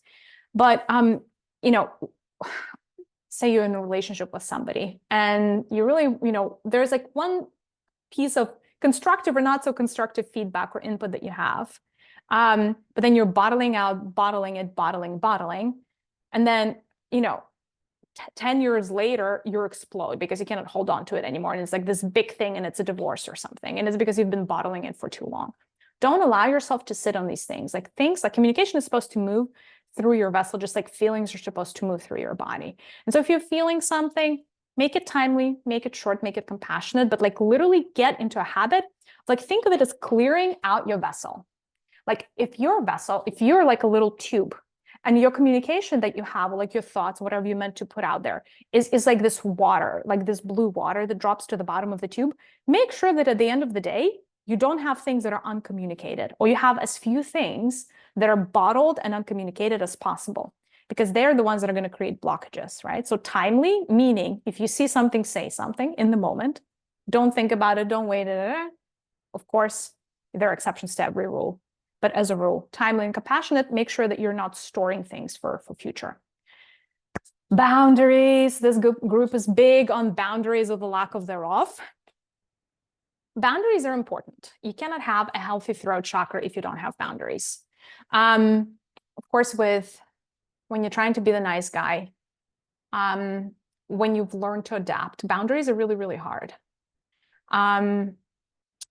Really hard. But here's the deal. Nobody is going to enforce your boundaries unless you do it. Like, you have to be the one. You're the only person in the entire universe that can own your own boundaries. Literally, it's nobody else's job. Not your parent, not your child. Nobody can do that work for you. Literally, there are some things in life that we're meant to do for ourselves, and this is one of those.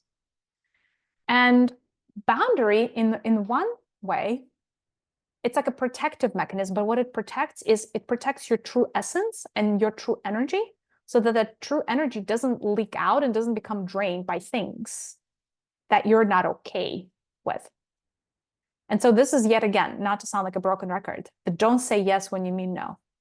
Even if you, in this case, even if you committed to a party, but you don't feel like going, you shouldn't go. And I say that knowing full well that I just told you to keep your promises. But boundaries in this case are so paramount. They're so paramount that literally this may be the only exception to the rule of keeping your promises. But ideally, don't make a promise if you already know, because probably when you were making a promise to go to that party, you already had in the back of your mind of like, oh, I'm going to find a way to get out of this one, right? So you're hurting your throat twice. First, by giving the promise that you don't intend to keep. And second, when you say yes, but you actually mean no. So learn to hear yourself fully. Yes, I'm just reading the comments. Yes, it could totally, your throat, right? Like your expression on the ability to express yourself can impact your physical body. That is when it's really, really present. It can impact your jaws. It can impact your teeth even, right? It can impact your tongue. It can impact everything in your throat area. So your thyroid, a lot of thyroid disease is related to expression. Obviously, respiratory functions as well, because your throat, that's where the breathing pathways are also. Airways, yes. Yeah, and practice trusting the universe. Easier said than done. Because that's paramount, right? Somebody who moves in purpose freely is also the same person that moves in accordance with the universe and trusts the universe. You cannot be on purpose and distrust the universe. Impossible. If you are on purpose, you trust the universe, right? So start with trusting and build that brick by brick by brick. And the way you do that is through gratitude initially. Throat cancer is actually because of bottling emotions, usually. When you bottle too much thoughts, a lot of unspoken things, that'll give you throat cancer. And another thing, it could be throat cancer, is if you're in a verbally abusive relationship, or like you're absorbing a lot of somebody else's negativity and you don't defend yourself, that's also throat cancer, quite common. Like if your partner is abusive, or like a parent was abusive and you just never stood up for yourself, that could also give you throat cancer. Okay, so practice trusting the universe was my point. Because yes, and do it one step at a time through gratitude. When you go to bed, before going to bed, list all the things that your universe did right by you, right? And just get into the practice of the gratitude to the universe journal. And then you would notice, actually, the universe is not your foe. The universe is your friend. Yeah. Okay. I promise we're nearing the end of my talking, and we're going to go into the actual activation in a second. But I just uncovered something really cool, and I figured I'd share with you. So purpose is very, and I've said this many times, like the first part of this is not going to be that earth-shattering. Our purpose is connected to the North Star. In other words, if we're connecting to the North, always aligning to the North, always aligning to the North Star, our throats become activated, our third eyes become activated. you can create a portal of authenticity using the North Star, star Sirius. Sirius, it is a star. I call it planet, but it's really a star, Mariya. And central sun of the Milky Way, right? These three things. The way that you do that, the way that you create that portal is in a meditative state. You would imagine that you're looking at the North Star first, like the North Star is in front of you, and it's like a 4-pointed star, the North Star. Behind the North Star is Sirius. Sirius is white, and you can imagine it as a globule of white energy. And then behind this globule of white energy that is the Sirius star, you imagine the central sun of the Milky Way, which is the black sun. It's the black sun energy. And you imagine that there's a portal that's created between you, like your throat center, and these three points of energy, right? So North Star, then Sirius, then central sun. And the amount of like that portal that it creates, like these 4 points, your throat being the 4th point, is so massively clearing. It's like it removes so much from your throat. Even as I'm just doing it right now, I'm feeling the energy. It's pretty potent. Like when these three, call them, I don't know what to call them. Let's call them these 3 stars. So the central sun, I guess, is a star. It's fine. When these 3 stars align, it's like a portal into authenticity, truth, healing for the throat center. It's fantastic. If you've never tried it, do it. It's really cool. All right. Well, to be honest, so I usually do a group reading during these. I'll take a look at the energy really quickly. Although, to be honest, I think we have our hands full, even with the 6 archetypes. Usually I do these readings to, keep shedding the light on your particular patterns in this group, like what I'm seeing, but also so that as we're going into the meditation, clearing, activation, I want to make sure that you guys are getting what you came here to get. So let's see what I'm getting from this group. I'm getting a lot of the throat blockages from the father. A lot of the throat blockages from unhealed masculinity within, or judged masculinity. So there's a little bit of judgment around masculinity in this group specifically. Not around all of masculinity, parts of masculinity. The parts of masculinity that this group judges a lot is aggression, cruelty, disbalance of power. So when the male is overpowering something or someone, and the male that speaks too much and doesn't listen, like that facet of masculinity. So there is a lot of that judgment that's coming through for this group. And that could potentially be a blocker, because if we have a block around these masculine energies inside, and there's a lot of judgment within us towards the shadow of masculinity, then we couldn't fully step into the energies of a very masculine center that is the throat. Wouldn't you agree? Right? Because like we're repelling parts of masculinity and saying, dislike it. Nah, not what we're committed to. Now we cannot have it both ways. So we're going to have to look into and face our own masculinity. And the masculinity that's reflected around. There is the loss of power around I speak and I'm not being heard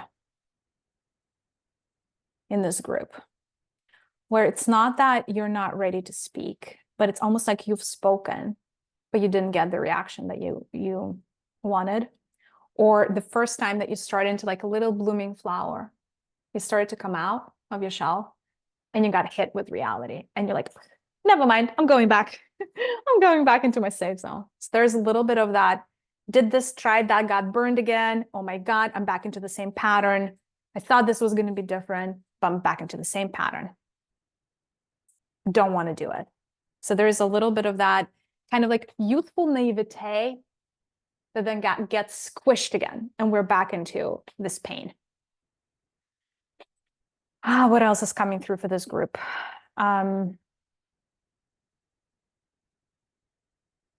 that I don't want to pass this on to my children, but I don't know what to do with this. Kind of like the lack of power around fixing the issue.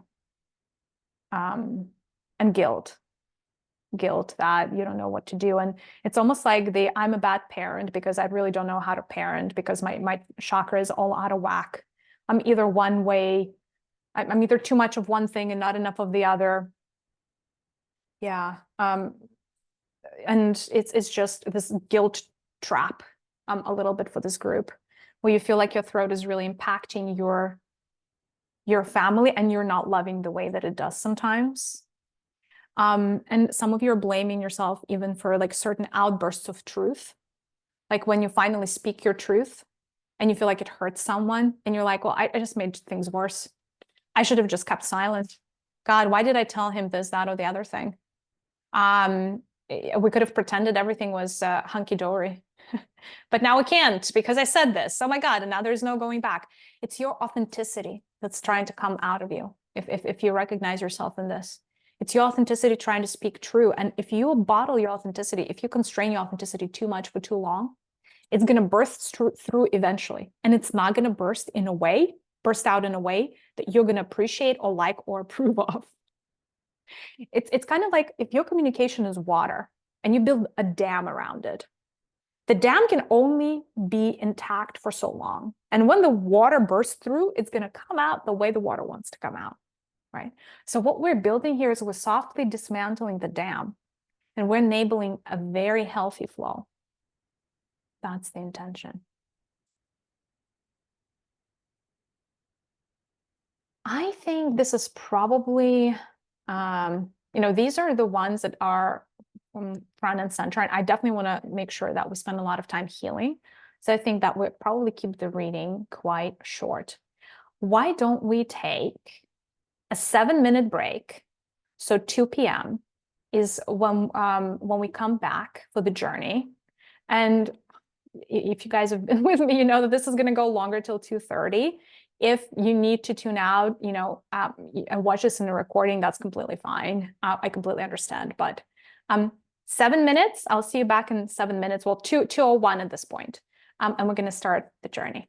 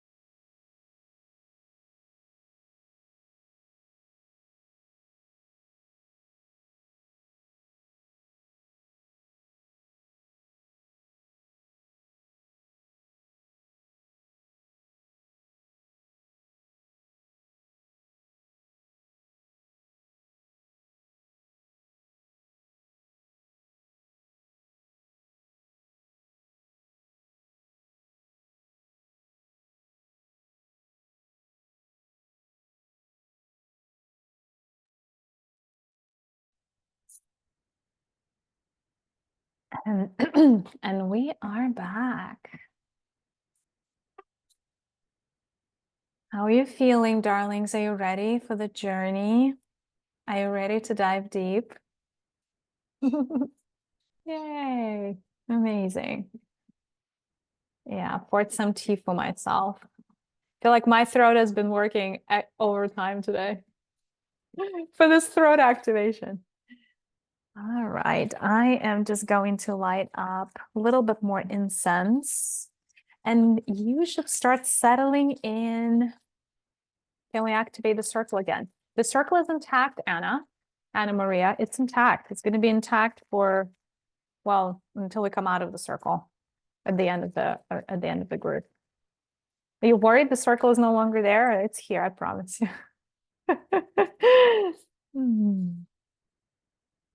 Yes, the throat hurts.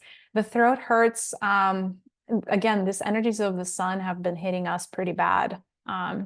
Pretty good, I should say. It's all intentional. It's all in our highest good. Yeah, chocolate is love. Self-love is what you're craving, Cornella. Just give yourself a big hug. All right, my darlings. Yes, the journey is the meditation. The journey is the meditation. The journey is why we all showed up here, kind of. Well, I guess. Maybe there was a little bit of value prior to this too, I would like to think. But the journey is when we get into the healing itself. Yeah. So I also have the mothers present. I work with the spirit of the 13 mothers, who are the creatresses of our universe and a lot of the other universes. And they often come through with light language. So if they just come through today during the healing, you know who's talking to us. It's the consciousness of the mothers. Today I'm using, somebody asked about the incense. Today I'm using this, what are they called? Sandalwood, sage, and lavender for today. That's what felt most aligned. It's this one called Govinda is the brand. I don't know, it's just based on all the incense sticks that I had, this one's felt like they're the most aligned for today. That's why I'm burning them. All right, so settle in, get yourself comfortable. Feel free to, if you're on video, feel free to go off video if that feels great. Yeah, Nordis, don't worry if you joined late. Yeah, you're gonna have a recording, so you can watch it later. And anybody who's joining, don't worry about separately opening the circle. You already are coming into our sacred space. The circle's already activated. All right, so settle in, make sure you're going to be comfortable.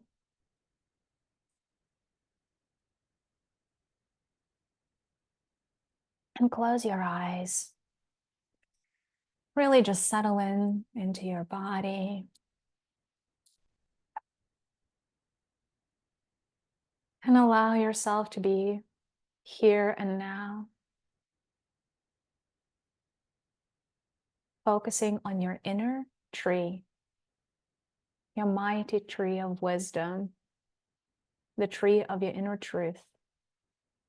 For those of you that missed the beginning, this is the tree that grows right along your spine, usually, in the very center of your being.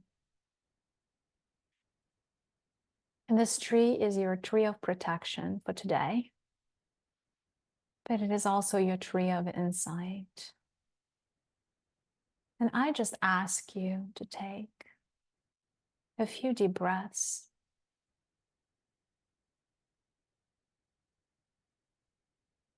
Releasing any negativity, releasing any of the busy thoughts, releasing anything that may prevent you from being in this moment, the moment of healing. Allow yourself a few more deep breaths.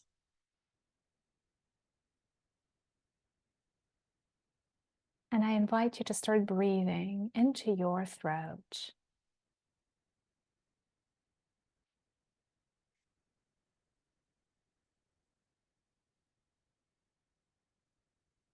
And with each breath, just feel it expand.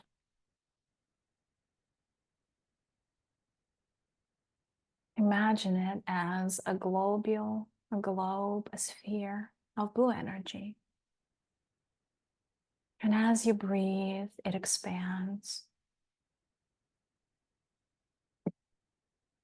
And it expands so it can give us more visibility into the inner workings of your center of truth.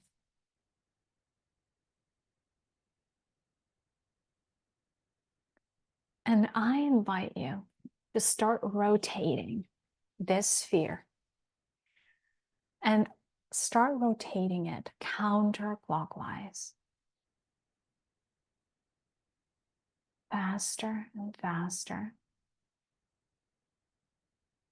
And as you rotate it counterclockwise, we're going back to your past, the past from this life and any other life that you have lived that may be relevant. And we ask that the wind of change and the four winds join us here, right now. And as you are rewinding the movie of your many lifetimes, you may be shown pictures, images, or just clouds of energy that need to be released, removed, cleaned up. And we're going to ask the energy of the four winds and the wind of change and transformation, the fifth wind, to help us remove and release that stuck energy in your throat. So as you rewind, the universe is taking you to a particular moment in time, back in time, where you received trauma. So we're taking you back to a traumatic instance. And that trauma hit your throat specifically. You may be present to what happened then, who you were. Perhaps you have clarity what life that was. Perhaps you don't. Even if you do not see anything, know that the universe has taken you to the right place. And allow the four winds to blow away darkness and negativity that was created specifically in your fifth chakra at that time, at the time during this traumatic experience happened. And just let it go. Let go of that darkness. You were not to blame for what happened. And you release it. And you let go.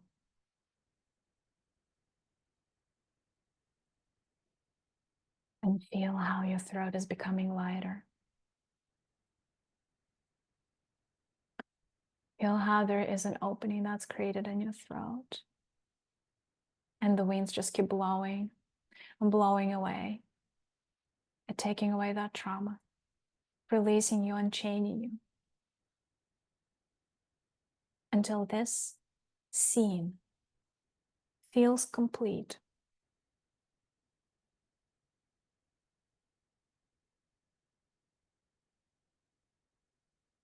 And now keep rewinding, going back in time even further. And until the universe takes you to another instance, to another traumatic event, to another scene from your past, where you used your voice to try to prevent something from happening, to try to avoid a consequence, or to try to tell somebody not to do something, perhaps. And no matter how hard you tried, they still did it. And that is when you decided that your voice didn't matter. That's when you decided that you were silent, and no matter what you said, it would never change. And people are just people, and the world is just the world.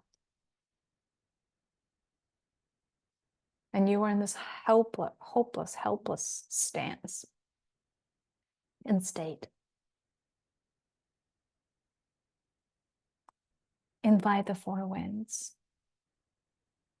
to clear it up for you. Clean it up. And understand that other people and their actions are not your responsibility. Other people and their actions are not your responsibility. Understand that in that moment of time, you did what you were supposed to do. You did what you were meant to do. Speaking up was the right thing to do. Forgive yourself for not being able to prevent the outcome, not being strong enough. Forgive yourself for not being heard. It does not make you weak. It does not make your communication weak. Allow the four winds to release that from your auric field. This hopelessness and helplessness associated with not being heard, no matter how hard you tried to be heard. Release that out of your auric field. And know that in that lifetime, you were building your resilience, your resource, your power, so that one day your true voice could come out. So that one day you could turn back the seeds of the sands of time and come stronger than ever, fully liberated, your true voice heard again. And as the winds are blowing and removing and releasing the trauma, forgive yourself. Forgive yourself for every single time you felt you didn't say the right thing, or you didn't say anything where you should have said something, or when you said something, it was perceived the wrong way. Forgive yourself.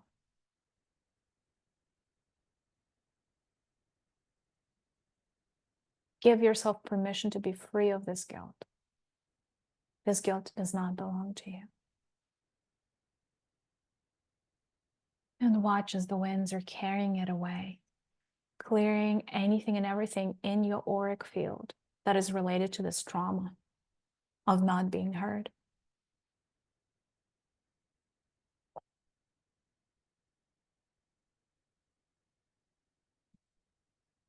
Now we're going to ask the universe to take us back in time, perhaps even further back in time,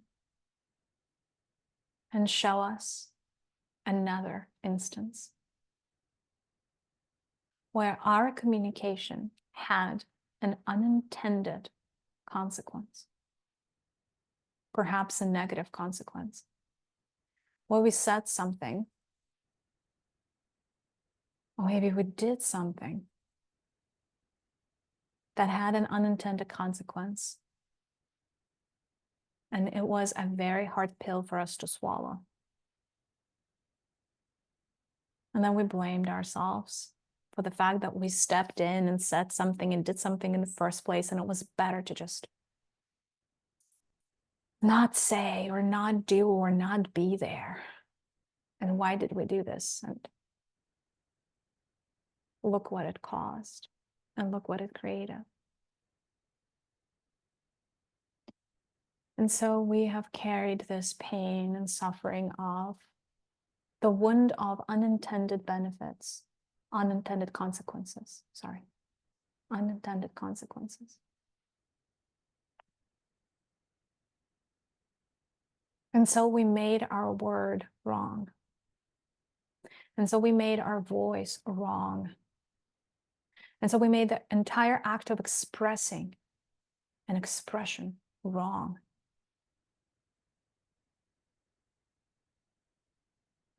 Because we did something and we didn't feel good about it. And we were ashamed.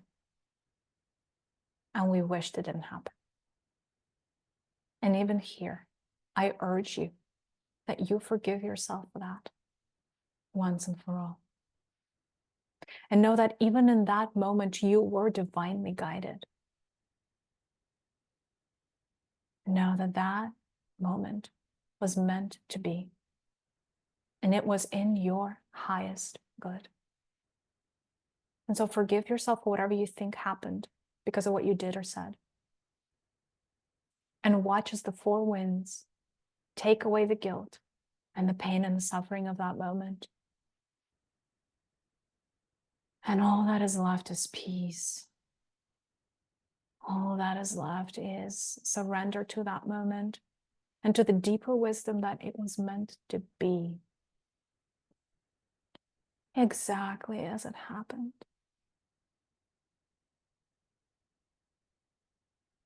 Let that forgiveness drop into your own heart space as an object. What does your forgiveness look like to you? What does it look like or feel like to you? Drop that into your heart space.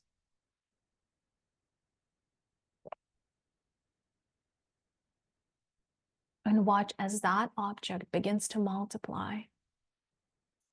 And it fills up your entire chest cavity with the energy of your own forgiveness and love and compassion for yourself and your actions.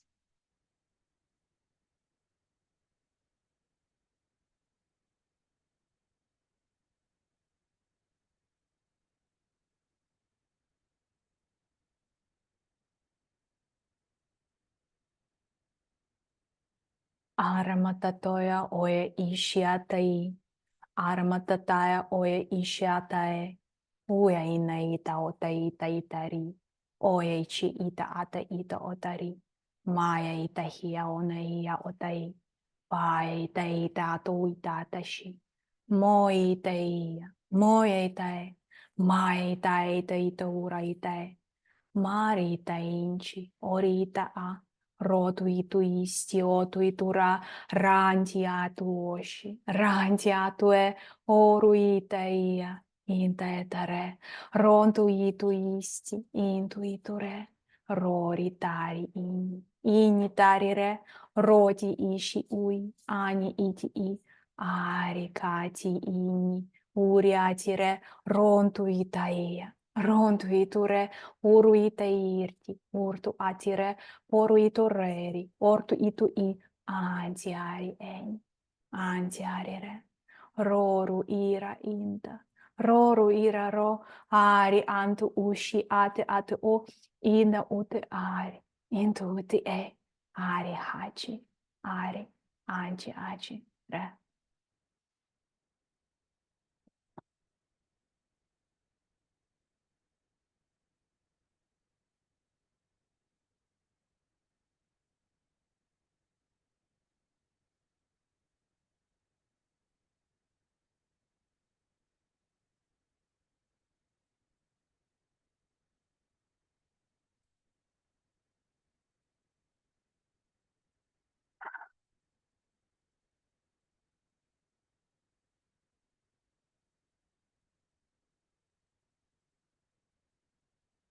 And now allow the sphere, the blue sphere in your throat, to start gently switching its spin from counterclockwise to clockwise. And we're going to go into your future. We're going to go into a day in this lifetime where your throat is liberated, where your throat is free, where your expression feels the most aligned to you. Pick that day sometime in the future. You may pick a day where your throat chakra is going to be at its best condition in this lifetime. The day where your throat is the best conditioned day.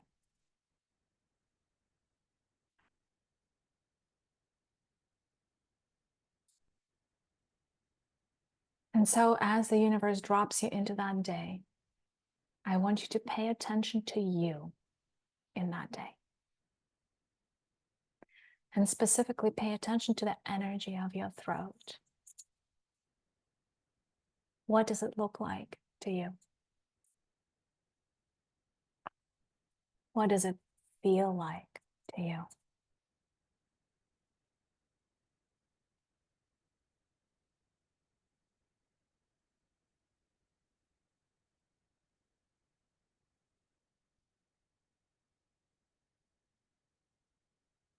And please know that in your throat on that day, there is a kernel of your truth, the kernel of your true voice, the kernel of your song, the kernel of your sound. Imagine gently and softly taking it out into the light and just looking at it, observing it, feeling it. Your most optimal voice for this lifetime. What does it look like? What color is it? Does it emanate? Does it shine? Does it glitter? Does it glow? Does it glimmer?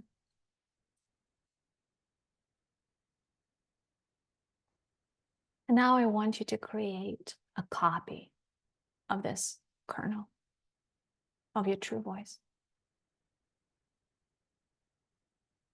And I would like for you to take that copy from your most optimal future self and place that inside of your throat, here and now, today.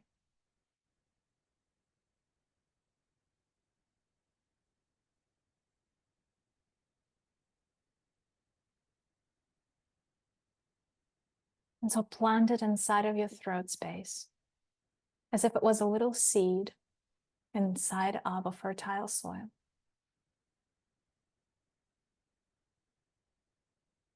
And we would like for this seed to grow. And we're going to leave this seed be in the soil for now, as we continue to go through this healing journey, because there are more things for us to address.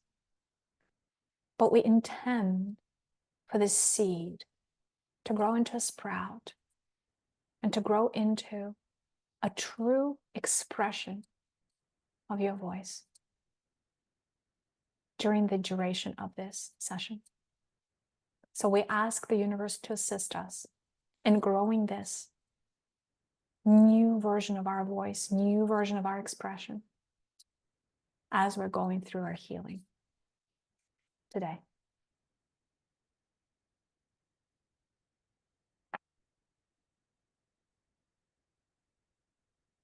And now I want you to imagine that you are seated in a comfortable chair, armchair, and you're seated in a circular blue chamber, wide, arched windows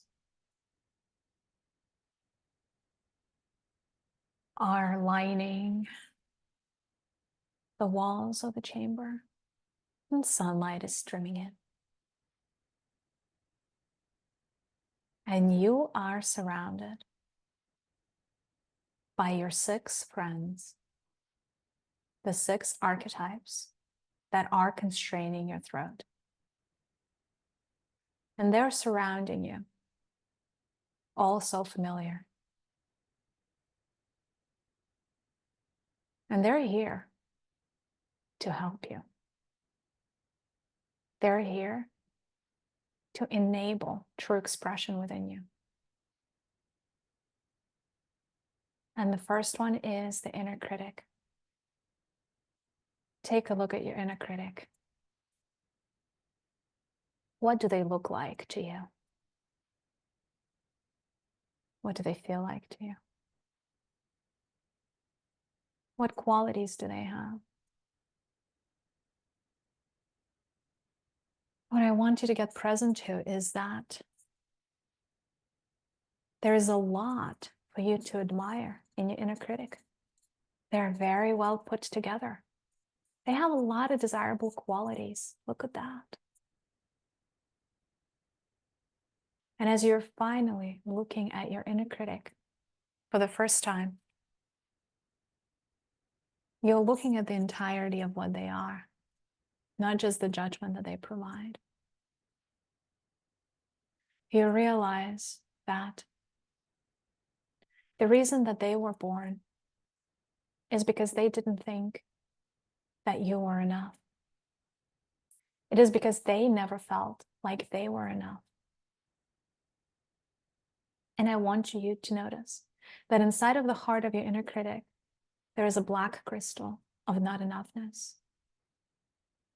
There is that crystal that is always there reminding them just how imperfect they are and how much they need to work on perfecting everything about them. But look, you can take that crystal out with your own hands and crumble it into dust. Do so right now. Because their not enoughness was an illusion. It was a program, a temporary program that you have been running. It was not a forever program. And instead, I want you to imagine that you're taking, and the sun is willingly giving you a piece of itself, like a little particle, like a sun crystal. And imagine placing that sun crystal inside of your inner critic's heart. And this is the crystal of enoughness. In fact, this is the crystal of personal power. Place that crystal straight in the heart of your inner critic and tell them, take them by the hands and tell them, my dear inner critic, I love you. And I just want you to know that you are enough. You are enough for me. You are enough the way that you are. And I love you unconditionally, right now and forever. And I will love you every day of your life from this day onward. And I'm so thankful to you for the work that you have done as one of my parental figures in trying to prevent me from being harmed and hurt and judged, and trying to make sure that the world doesn't hurt me. But I am free now. And I don't think I require criticizing anymore. And if you're so willing, would you be my supporter instead? Would you be my kind and benevolent parent that believes in me despite all odds? Will you be the supportive parent that is always there for me no matter what? Will you be my strength instead of my judgment? Will you be my power instead of my execution? Will you be the love instead of the lack?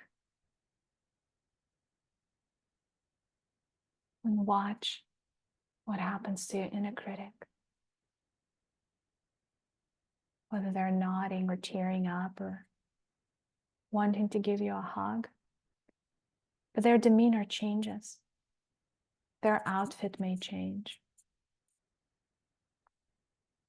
They're changing right in front of your eyes, transforming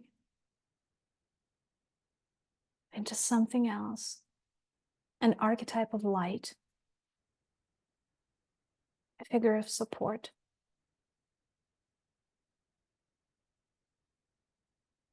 a figure of encouragement. And they are standing, they're choosing to stand right behind your back. So they're standing behind your back, and we're going to let them be for now. Because who comes next is our inner skeptic.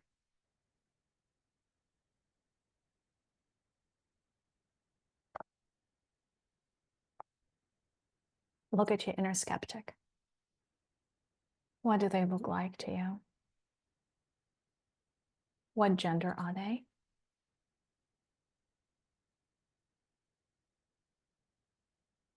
What do they represent? Now, I want you to be aware of and get present to the fact that this is your inner authority figure. They are your figure of authority. You agree that their opinion is extremely valuable to you.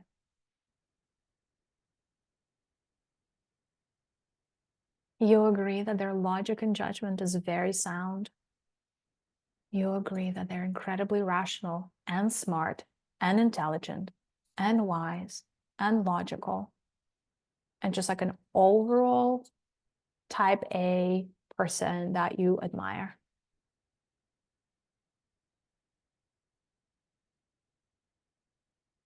But also, allow yourself to see that you have been acting as a little kid in relationship to this part.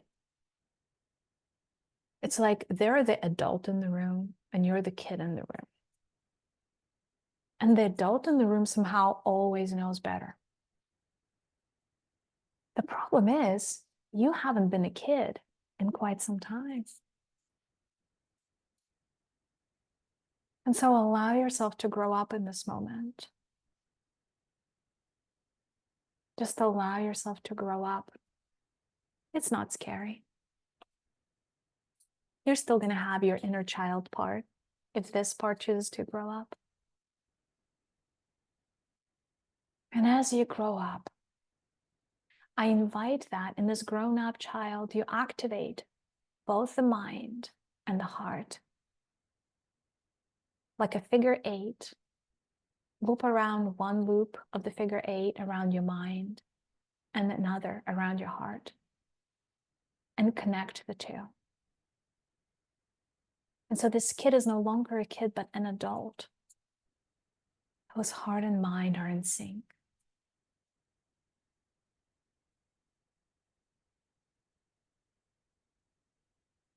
And accept the wisdom of the universe from this grown-up place. Accept that you now see more than you saw before. And I invite you from this place to take a look at your inner skeptic. How are they different to you now, to your eye? Do you see that they're not so big and imposing after all? Do you see that perhaps your inner skeptic has a set of limiting beliefs that prevent a skeptic from seeing the entirety of the world and the universe as it is? Notice how the skeptic always only has a rational lens that they look at, that they look from.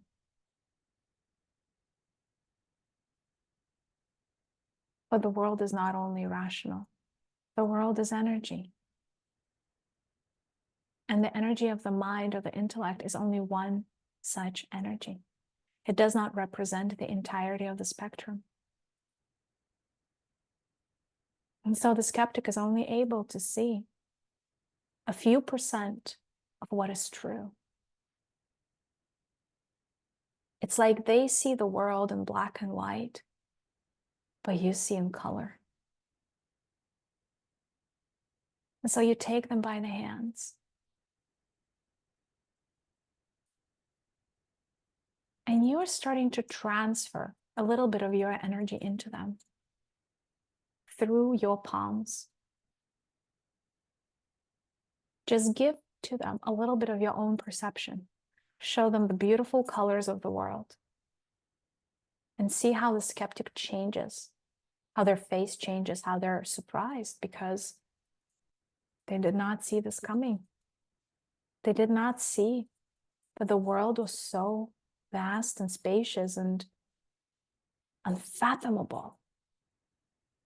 They thought they had the world figured out. But little did they know. And watch as your skeptic turns into a kid, a child, and how they're delighted to be exploring this world of color for the first time ever. And this curiosity. And now you're the adult and they're the child. Because now you see more than they do. And they want to learn from you. And so give them a hug and understand that now you're going to take them on a journey. And they're going to learn so many new things that they didn't know were even real. And watch as this archetype, this kid now, joins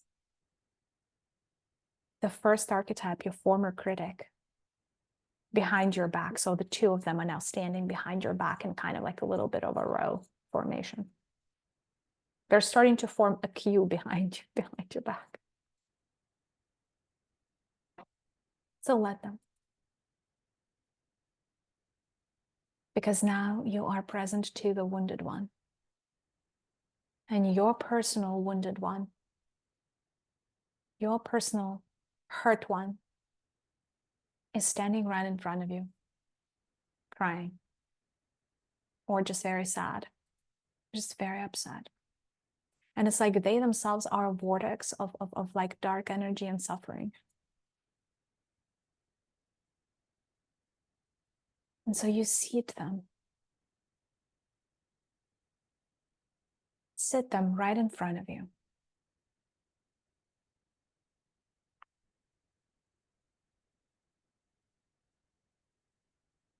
And tell them, my dear one, I would like to see you fully.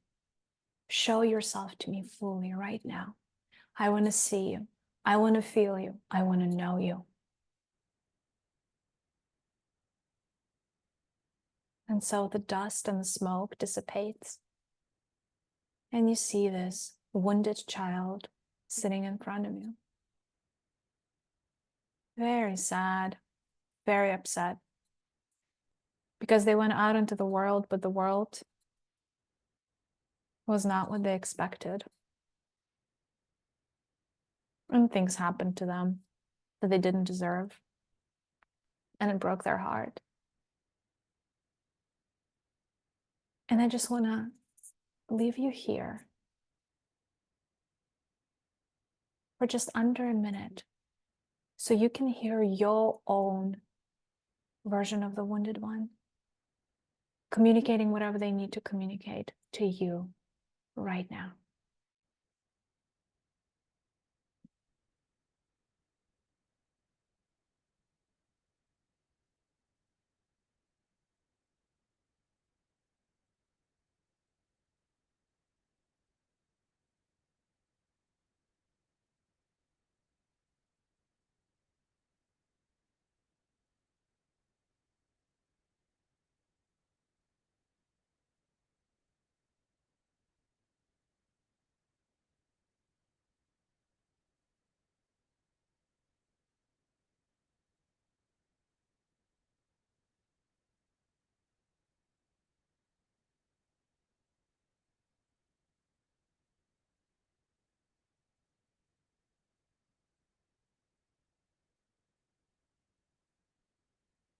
And now I invite you to use a glass receptacle like a vase or like a little glass bowl. And we can use that receptacle to collect the pain of this wounded one. So just invite your wounded one to put all of their pain and suffering into this glass receptacle in front of you. And just let them pour everything in. Don't hold anything back. All of the wounded things, all of the pain, all of the suffering. These people don't understand me. These people hurt me. They killed me, whatever that is. Pour that all in. All the darkness, all the dirt, all the debris.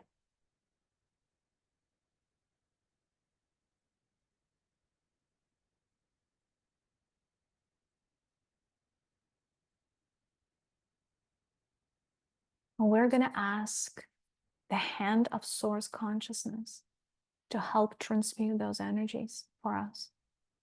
And so I want you to imagine how the hand of source is coming from the clouds down, and the palm of the hand of the source is positioned right above this ball of darkness.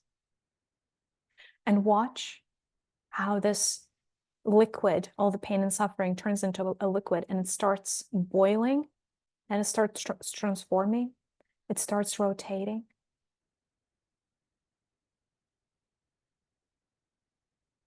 It starts shifting and changing like a vortex, clearing away all of the pain of the wounded one, all of the suffering, turning that into golden light. Aramatapea uai, aramatapea uai, aramatapea uashi, o ai ai ai, o aramatapea uai, o aramatapea uashia, ontu ita ita a, ontu itu ea, ontu itu reronti a, chironti rea raya, ia utahe, raya ia utorea. Ontu isti, ontu he, paramiti ata heia pinto, ortu istu oshi ata itu ita, ontu ira atu re, ranta heia, ranta rinta oru itu oshi manta ita reia rontu ia, rontu re, ara ea.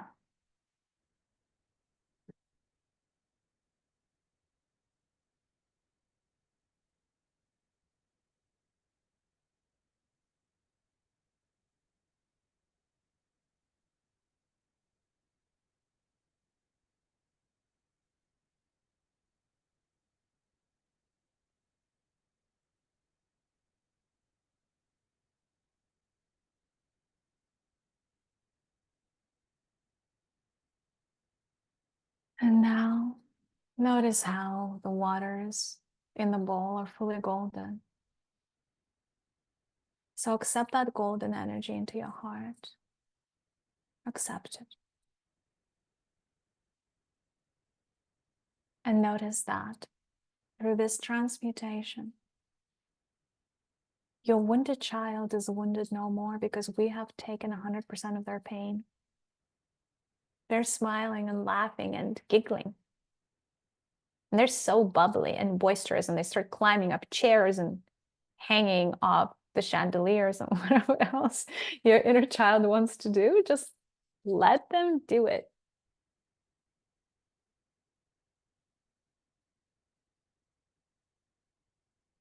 And notice how this inner child is so full of gratitude,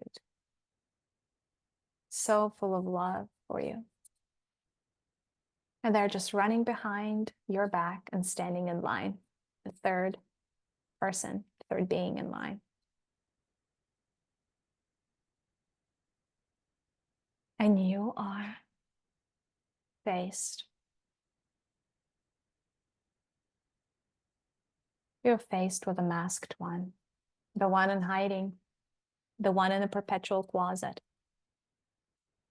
wearing one of their masks. What do they look like to you right now? Please understand that whatever you're seeing in front of you is a very integral part of your being. And you thought that this was truly a part of who you are, perhaps one of your main archetypes. This is a mask. This is a coping mechanism. This is what you thought you had to become to survive. This is what you thought was safe to show the people in the world.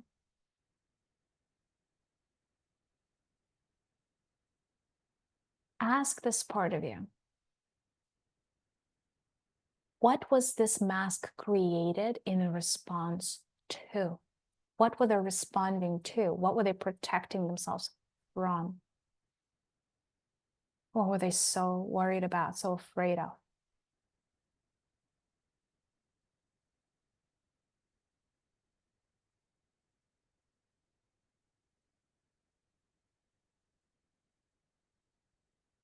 And see, was that the only option of what they could be?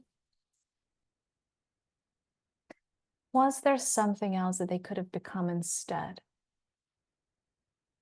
Because what they chose to become was a little bit draining.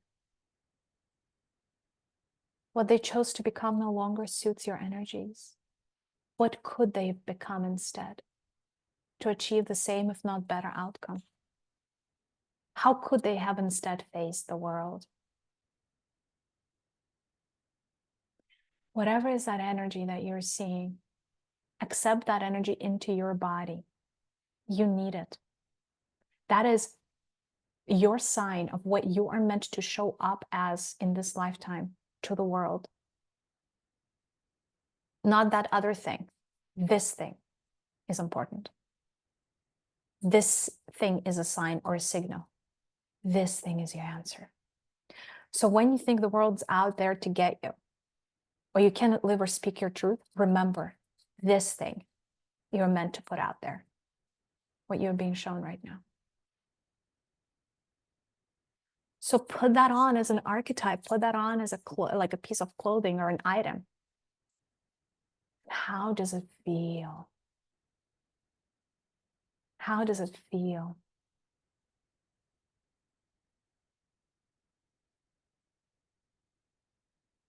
Liberating. Light. Good.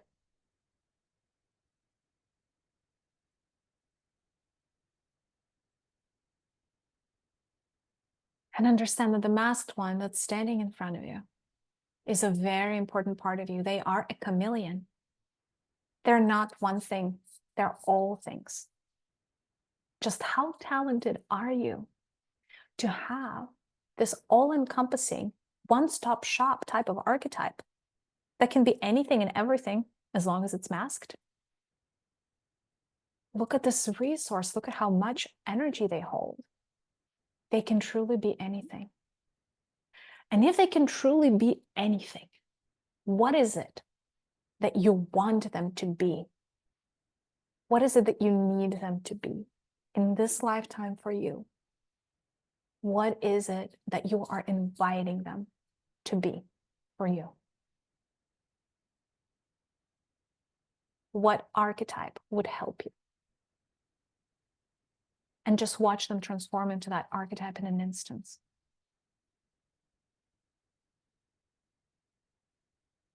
Take them by the hand and have an agreement with them that they are going to remain that archetype, this new one that you just gave them, for the rest of your life, supporting you and helping you on your true intended path. And watch as your chameleon archetype joins you, joins this little line of characters behind your back.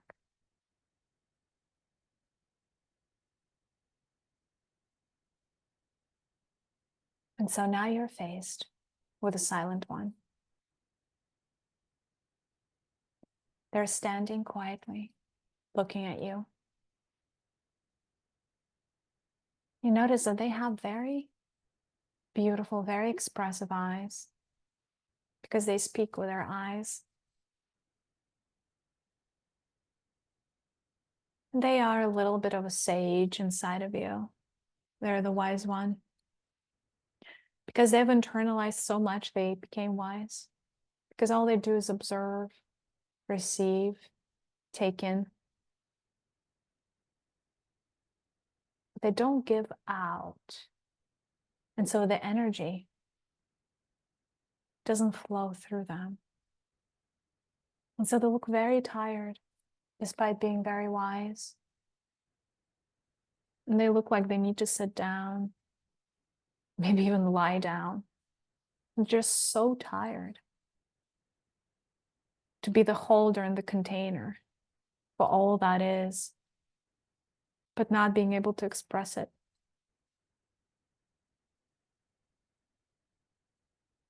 So take them by the hands and connect to their energy. And ask them, how long have they been with you? And ask them to take you to a place when they were formed. What happened then?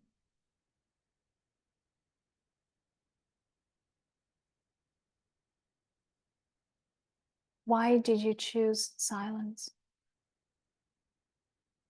Why did you feel that that was your only option a best option.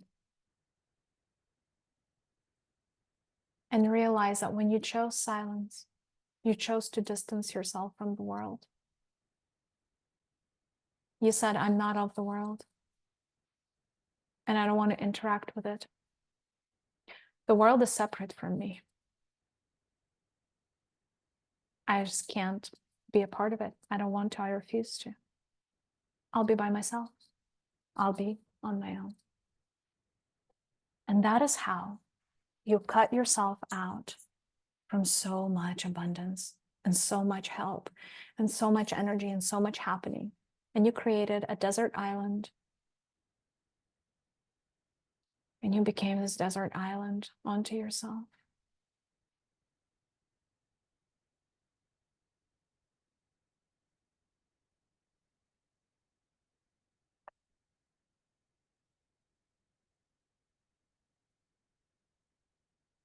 If you ask your silent one, what do they truly want? The answer is, I want to speak, they'd say. I want to speak. I have things to say. In fact, I think if I don't say anything, I may cease to exist. I've observed the universe and I've found that I have things to say about it, to it. But in order to say this, I need to build bridges again. Because on a desert island of one person, nobody's going to hear me. There's nobody there. And so you make a different choice now. You make a choice to reassemble yourself back into the world, to bring yourself back.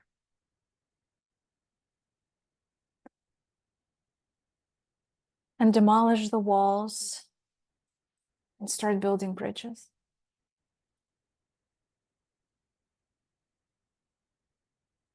And as you build the bridge, and another bridge, and another bridge, you see people starting to pour into your desert island.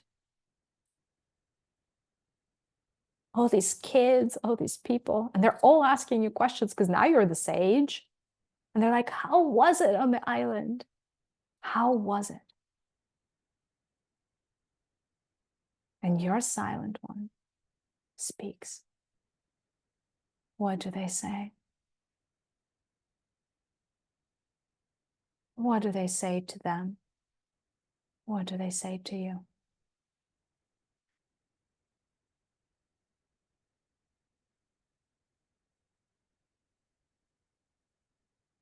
And so keep building more bridges until this desert island is not an island anymore, but it's a part of the mainland.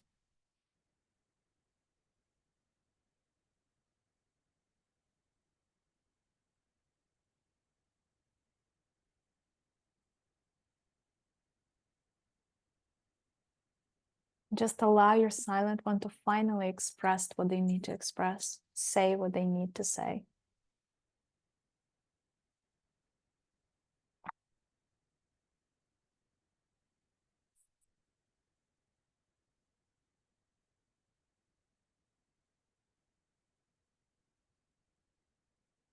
And watch as that communication flows out of their mouth as a river. And anywhere and everywhere it flows, things start to grow and blossom and bloom.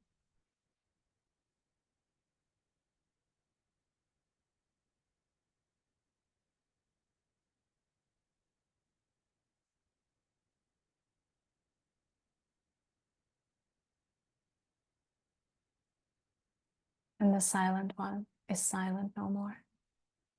And so they're going back to the line to join the rest of the archetypes. And we're finally faced with a runaway. And the runaway doesn't really want to be here, not really. They're a little fidgety and like, I need to get going. but you're here with your healing. So what is it that you need? And you're asking your runaway to take a seat and stay a while. And they're sighing very loudly, but they oblige you. And they're flopping into a chair in front of you. And they're like, so what is it that you want? And you are asking them the question that you came here to ask them. So what is it that you are running away from, my dear one?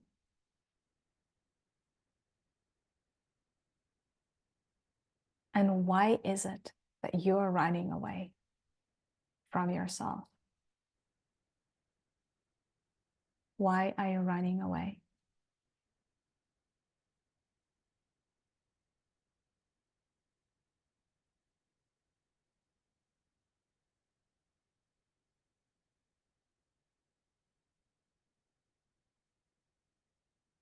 What is your truth that you don't want to face?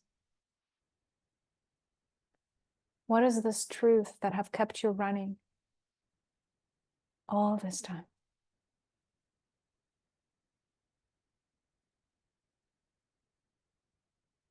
Let's sit with that truth. Sit with that truth in your body, wherever that body is.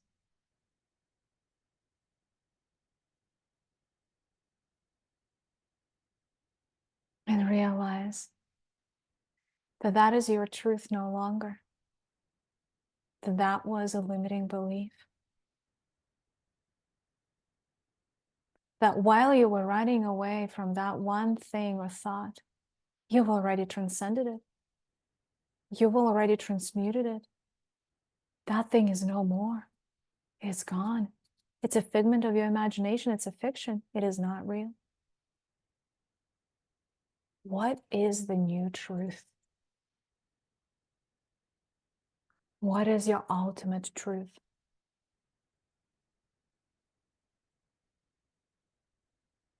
You are ready. You are ready now. You've been ready for some time.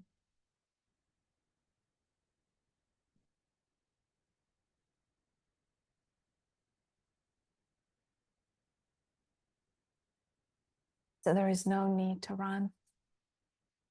And because you're ready for this, you can finally take the responsibility for it. So take the responsibility that belongs to you instead of running away from it. Take it and see how the runaway archetype is transformed. What is it transformed into? What does it look like?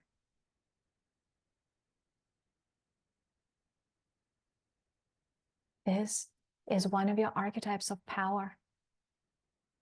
This is one of the archetypes that you're meant to lead with in this lifetime and the next, and perhaps even at the level of your higher self. This is your core archetype, a beautiful archetype, all yours, that you've been in resistance to. But it's finally ready to be integrated. And so this archetype is joining the line of 6 behind your back. And now I want you to create an opening in your back, like a little incision right along your spine, vertical incision. And allow all of these 6 archetypes in their transformed state, allow them into your body. One after another after another. The former critic, which is no longer the critic now. The former skeptic that is really a kid. The wounded child that's now really the happy child. The masked one that is really the chameleon and the whole new archetype for you. The silent one who is really the sage. And the runaway, who is really your most important archetype of power. Let them in. But don't just let them in anywhere. Let them through the back into your throat. Let them into your throat. And let them create rooms and houses or whatever else they need to create, pockets inside of your throat for them to live in, these new archetypes, these new powers, these supportive forces that are going to propel you forward.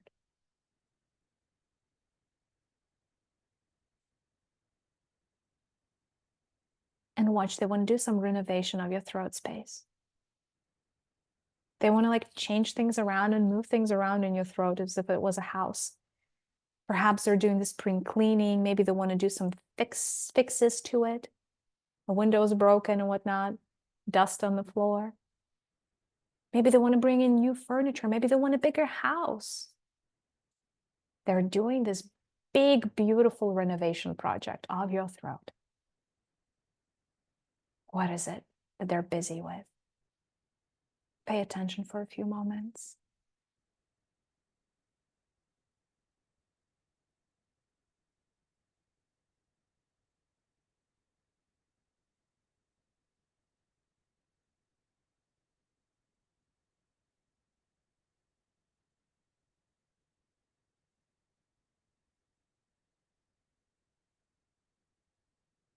And with that, notice how the light,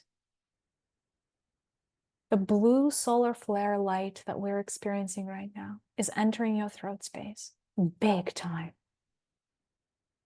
And it's entering, it's filling up every nook and crevice, every little corner of the house or the castle or the building that is your throat.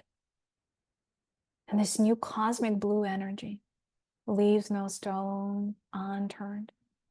And it brings with itself the energies of the new masculinity, the energy of the masculine you can trust, the masculine you can be proud of, the masculine you can rely on, the masculine you can lean into, the masculine you're going to be proud to stand as and to stand next to. The new masculine energies, the healed masculine energies, the light masculine energies.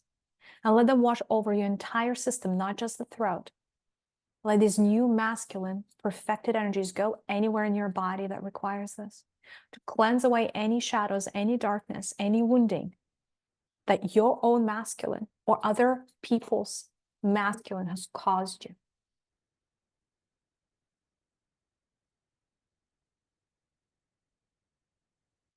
Aranatapia oya I, Aranatapia ishai, Aranatapia mia oru, Aranatapia ia I, on tu itati reci, on tu iturutu u, ori kari ororo, inta istaroti I, ai hashi ai o, oru turu toru I, on tu itu aturi, antu ishti itu ortu, ori as, ori I, ana iri ita isa, oru utu I, onto iashi hachi, ori inti, ori mi, mia inta, mira machi, oru isti ature, rita ita ori, onto anti shanti, anto ori.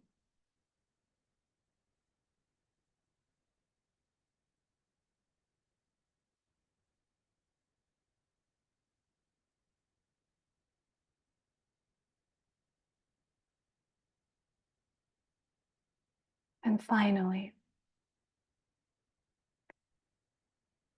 I invite you to step into a circular chamber of past vows, promises, and contracts.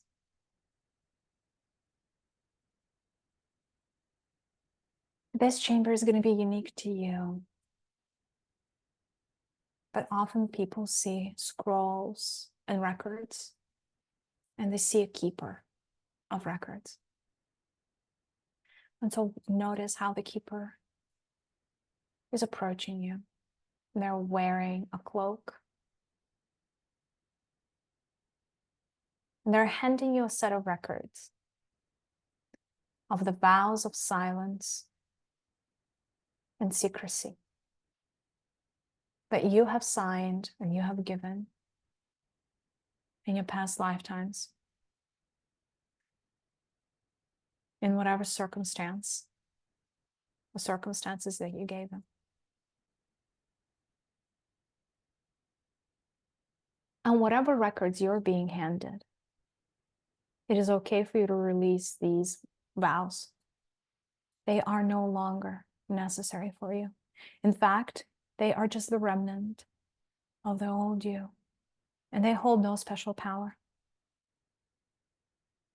And so they just need to be recycled and released, like any contract that has outlived itself.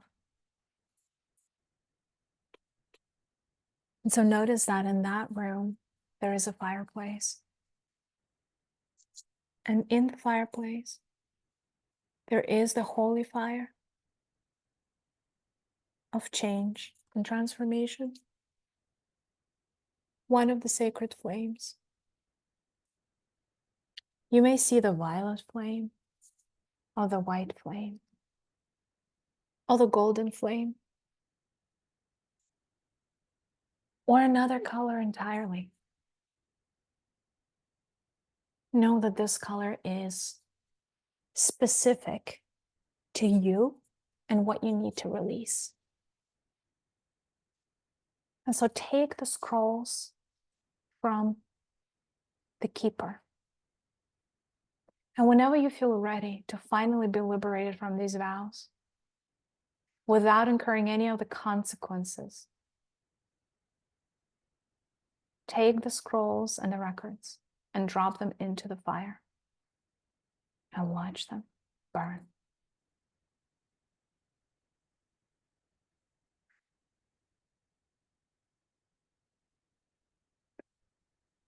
Ariochi inta ia, ariochi intao, ontu rita, ontu eia, inta rita, onturo, rotu ita, ita, ista, ori, inta, otu che, pari cinta, pari renci, pari inta, pari re, ortu isti, ortu nasti, otu iri, intu i, para hi, para e, ontu iri, ontu re.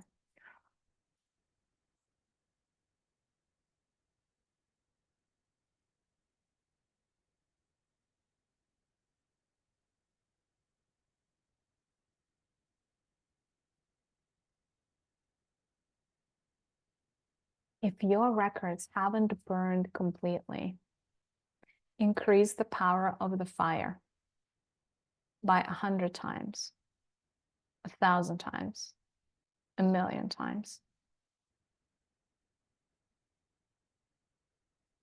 Watch them burn.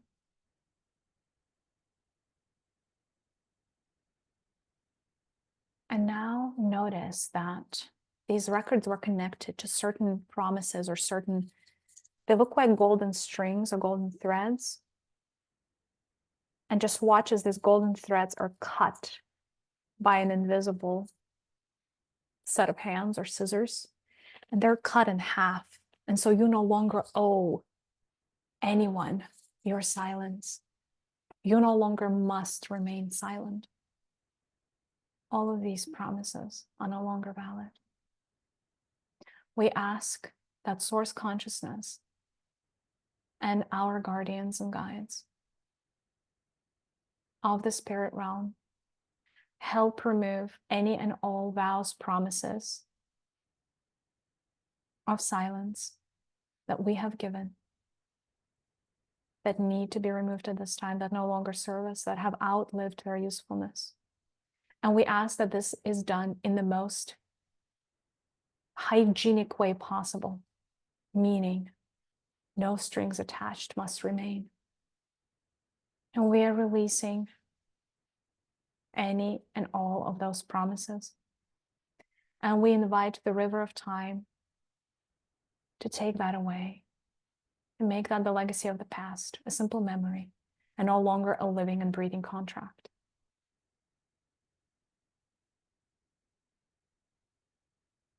And so it is. with this.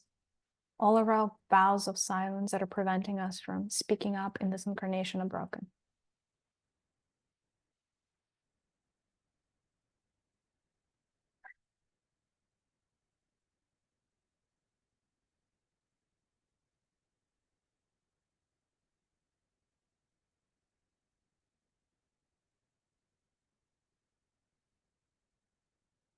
Now I want you to pay attention to your throat. And notice any constrictions or chains around it. And watch as they start to fall away, because you're no longer vibrating at the level of that frequency. You're no longer vibrating at the frequency of chained expression, caged expression, jailed expression. If you see any other constrictors on your chest, on your back, on the back side of your neck or the front side of your neck, remove them at this time, gently, softly, and place all of these chains inside of a white cube that we're gonna name the recycling chamber. So place all of these things there and let them just get recycled.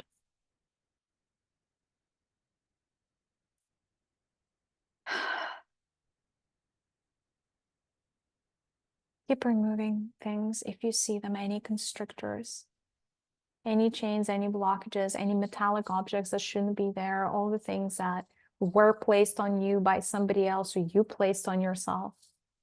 Anything and everything. Also around your head, there's something there. Any circlets that shouldn't be there, any collars around your neck that shouldn't be there, again, any chains, any shackles, drop all of that into the recycling cube.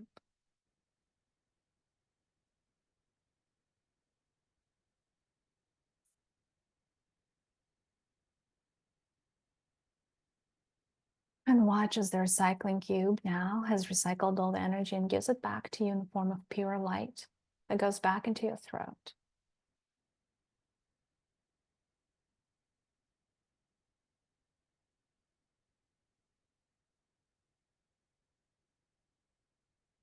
And now,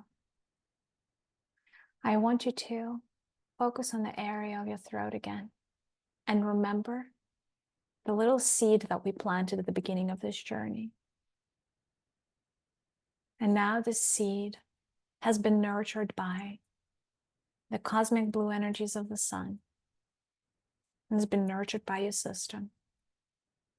And I ask that you pour some water over it so that it can fully sprout into an object in front of you. It needs to grow into an object. What is this object? And why is it important for your specific mission, purpose, communication?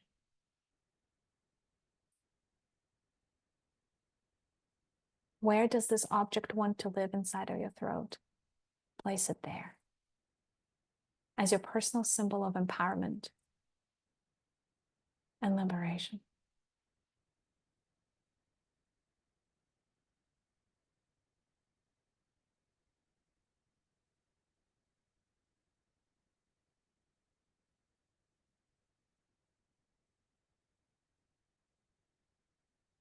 And I want you to be present that there is a bigger version of you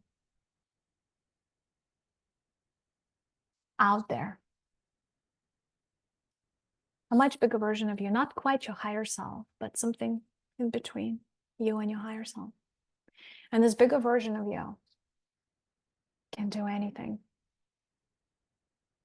And this bigger version of you wants to merge with you now because you're ready. And this bigger version of you is able and willing to tackle big challenges. And this version of you has a beautiful healed throat. And as you observe this bigger version of you, you're about a third of its size, maybe half of its size. So this bigger version of you is inviting you to merge with it. And if you're willing And if you're ready for that next step, imagine jumping or diving into their heart space, straight into their heart. And then from there, imagine how you are being divided into different cells, like your cells of your body almost like become water, and you're divided into this many particles. And as this water energy, you're traveling all over this much bigger version of you in their body, getting into every single cell, every single organ, everywhere, merging and uniting with them.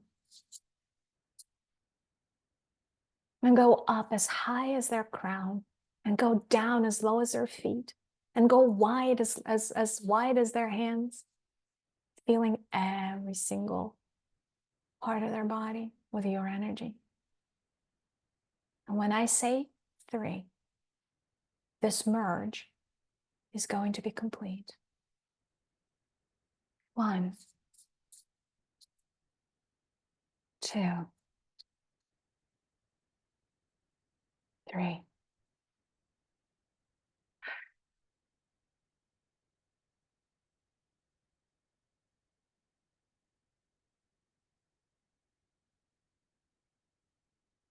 And so feel that you have gotten bigger.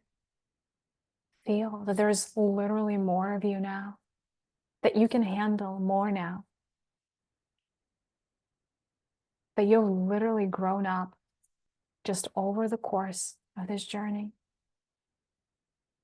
And you may even feel some tightness in your physical body and like a need to stretch because there's so much of your energy now that just needs to go somewhere. So do that if that feels good. And just keep inviting that energy in and feeling it, really feeling it. And pay attention to your throat. How much different this throat chakra is, how it's glowing. And all of the things that seemed hard for a smaller version of you, it's just so easy for this bigger version of you. Now you get to keep this version of you forever. Nobody can take that away from you. It's a decision, it's a choice. So choose this bigger version of you right now.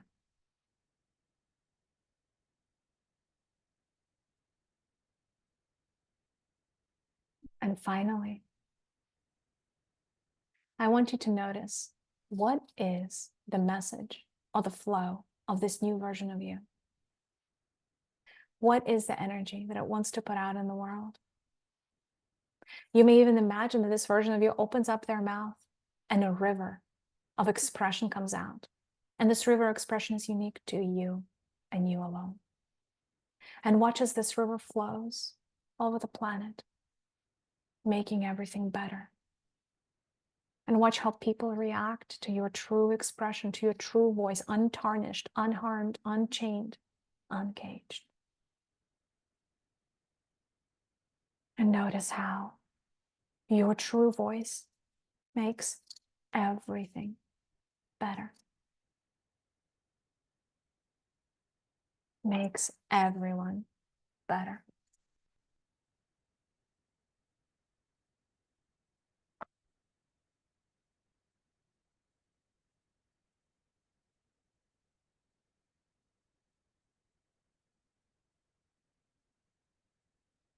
And with this knowing that it is safe for you to speak, and in fact, the world is better off for it, allow yourself your true voice. Allow yourself your true song. Watch it come out of your mouth.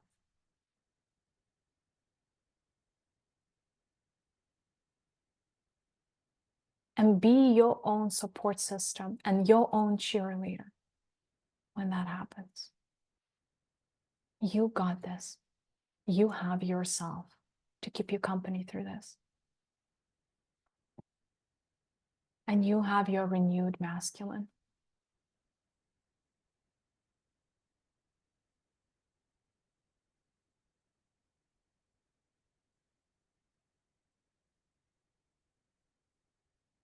And if you need to create more room in your throat and expand that space to fit all of those energies, do so right now. Increase the capacity of your throat by 10 times, 100 times, 1,000 times, 1,000,000 times. This is your true capacity for expression. How does your true voice feel? How does your true voice sound? What does it look like if it were an object? If your true voice was an object, what would it look like? Imagine that object in front of you. And now take that object and place that into your throat.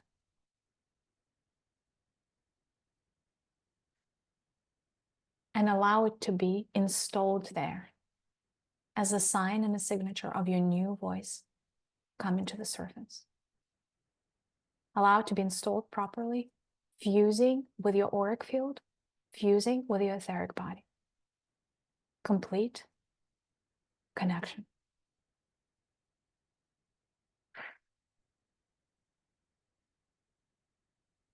Ora natapea aya ia, ora natapea itashi, ora natapea maya rea, ora natapea maya ri, oro turi itashiti, oro turi mitare, ontora te pierata e, ontora te pierata re, oro noto ista ira, oro noto ristare, rane ishi, rana rea oturia, adore, ontu ia, ontu eiti, antu ishti taru u, uraia.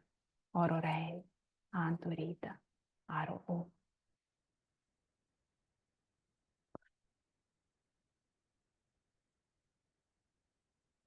And when you're ready, feel free to start coming back from this beautiful journey.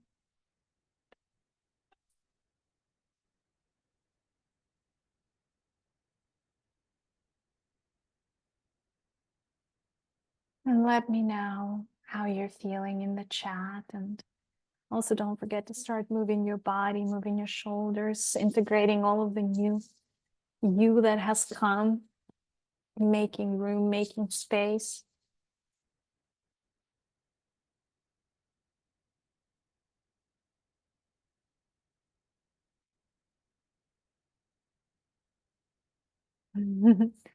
Yawning and coughing, yes.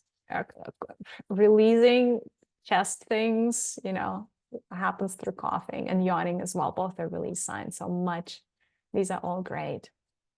Is it normal to be scared of your own power? Yes, 100%. If you were persecuted for your power or killed for it, 1,000,000,000%.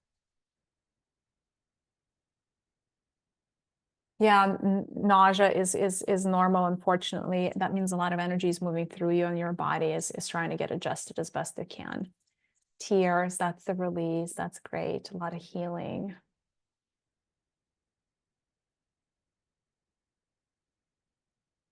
Yeah, if you guys missed something, there will be a recording. Don't you worry. You are all good.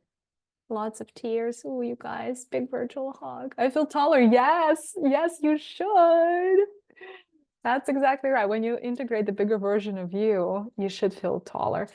Thirsty. Yes, you need water. I was drinking all throughout this meditation because we were moving through, like we were working a lot with energies of water. And I literally finished my cup of tea. I never finish a cup of tea. Like when I guide like this, I forget usually to drink. So this was like I was drinking for all of us. I feel like I'm still thirsty. Thank God I have some water here. I need to replenish too with my blue cup, my blue glass. Thank you guys. I'm so glad that you're enjoying the light language. When it needs to come through, it comes through. Usually it comes, the mothers come when we're collectively, when there's a lot to release, or when we're struggling to release, they're just going to come through and just going to help us. So that's usually what happens. Oh, guys, you're so cute. Thank you for all the beautiful messages and all the feedback. Okay, I know that we're of course, Mariya, about an hour over time. I promise you I'm going to get better at at least timing this, so you guys have a proper timing on your Zooms. I know this can probably be annoying when you cannot plan your day. couple of things. I know we have Q&A. If you have questions, specific questions, drop them in the Q&A. I'm not going to have forever to answer them, but I'm going to have some time. Couple of things. You all are going to get this presentation. There is further healing, slides that adopt further healing here. There are meditations here that I suggest that you guys do. This first one is activating the 16 petals of your throat chakra. So your throat chakra has 16 petals. So this one tells you how to activate it further, to further the healing from this. So do that in your own time. There is a second one, and that is the same concept. So essentially the same concept of the bigger you, only I explain it a little bit differently here. I call it the concept of the nesting dolls. And it's always an opportunity, like essentially as you go through your healing, as you go through your journey, there is always a bigger version of you to integrate. So when in doubt, always go up. There's always a bigger version of you that wants to merge with you. So this practice explains to you how to do that. Grow your inner supporter and cheerleader, another really, really important practice. This is all about how you can consciously create a part of yourself to really cheer you on your journey. Super important practice, do that. And this one is the weekly alignment to the North Star. I speak a lot about the North Star. If you've read my books, if you watched my videos, maybe you don't need this, but for some of you that haven't, this could be life-changing. So connect to the North Star. And don't forget about the portal that I told you about, the North Star, Sirius, and the central sun. So do that. Also, two things. I'm doing the, you guys asked for it. I'm going to do, the next circle is going to be around healing your lineage. That is going to be intense in the sense that that's probably the most important one I've done yet. We're going to be working on both the maternal side and the paternal side. And that one I already put for 5 hours instead of 2.5, just because I know how important that work is going to be. So if you feel called to heal your lineage, we're going to do it in a very effective way, but gentle enough on your being so that you don't completely kill yourself, so to say, energetically as you're trying to heal your lineage. There are important things that need to happen if you've been called to do this work. So that one we're doing on March 23rd. So that's that. Really important one, probably the most important one I've done. So hopefully you'll join me then. Also, really quickly before we go into the Q&A, closing the circle. Didn't get to it last time, so I just wanted to make sure I get to it this time. And I know like closing the circle feels kind of like a little bit weird since we haven't done the Q&A, but if somebody needs to leave, I want to make sure that we're closing the circle. So just quickly close your eyes and imagine that you're softly detaching and like just dropping the hands of the person to your right and to your left, right, with your gratitude. And you're taking back kind of like your heart energies, it's like taking back your energies from this healing space with much gratitude. And imagine sending gratitude to all the people that have shared the space with you, the circle with you. Sending them so much love and light, knowing that they're your soul brothers and sisters, and knowing that you are one circle and one family, even once you leave the circle. Yeah, and whenever you're ready to leave this space, just feel free to walk away, and the structures that need to dissipate are going to dissipate on their own. And I'm just going to ask our angelic kingdom that they make sure that you don't carry with you back anything that is suboptimal or doesn't belong to you. With that, I feel like I'm not letting anybody down by not closing the circle, and we can get to the questions. Okay. Yeah, just one note, because we have more and more people joining us on for this workshops. We're not going to be able to do live Q&A because it's just a lot of questions, a lot of people. So put all your questions in Q&A section, and yeah, Mariya, you can just go from top to bottom. Okay. If my lower chakras are somehow not optimal, does this activation still work? Yes, it does work. It's going to work no matter what.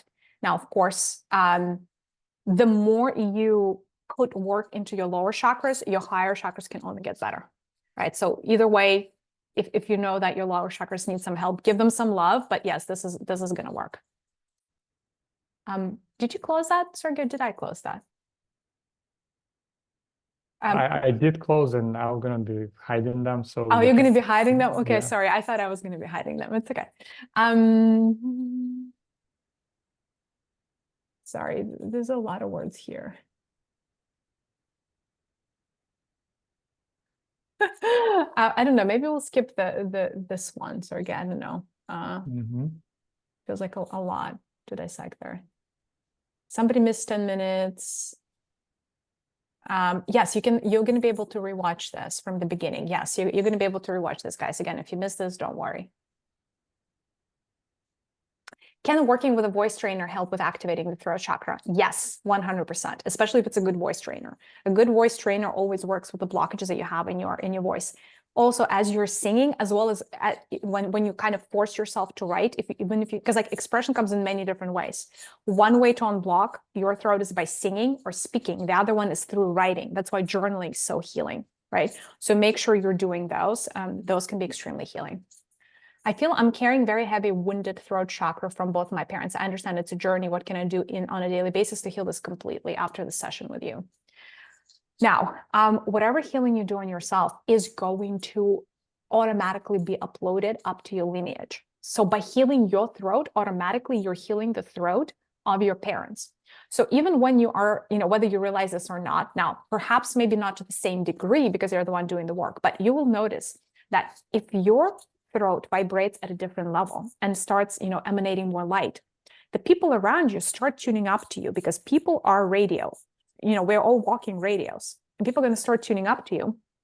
Because of that, their throat chakras of your parents are going to start adjusting to yours because everything is a mirror universe. And by definition, you're going to start spreading that healing.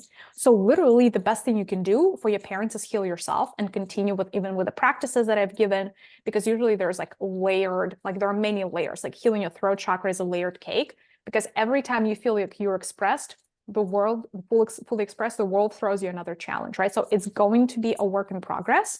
And the most important part is to keep going. Don't forget to connect to the North Star. The North Star is always, always, always like a practice, like do it every week. And it's going to start leading you and showing you, like kind of leading you towards more healing through like books, I don't know, aligning you with courses, like whatever it needs to do, it'll do so. It's like a guide for healing the throat. So hopefully that helps. I feel I'm carrying very heavy wounded throat. Oh, sorry, I did that. Sorry. I'm going to close them, Sergey, so that you don't have to close them. When your throat chakra is blocked, can it lead to physical health issues? 1,000,000,000%. It always does. It's just a matter of time. I've been on the spiritual path. The moment I surrendered, I landed in the ICU. Okay. Well, yeah. And have thyroid, which knocked me down to my knees. Okay. Thyroid. Thyroid can be overactive and can be underactive.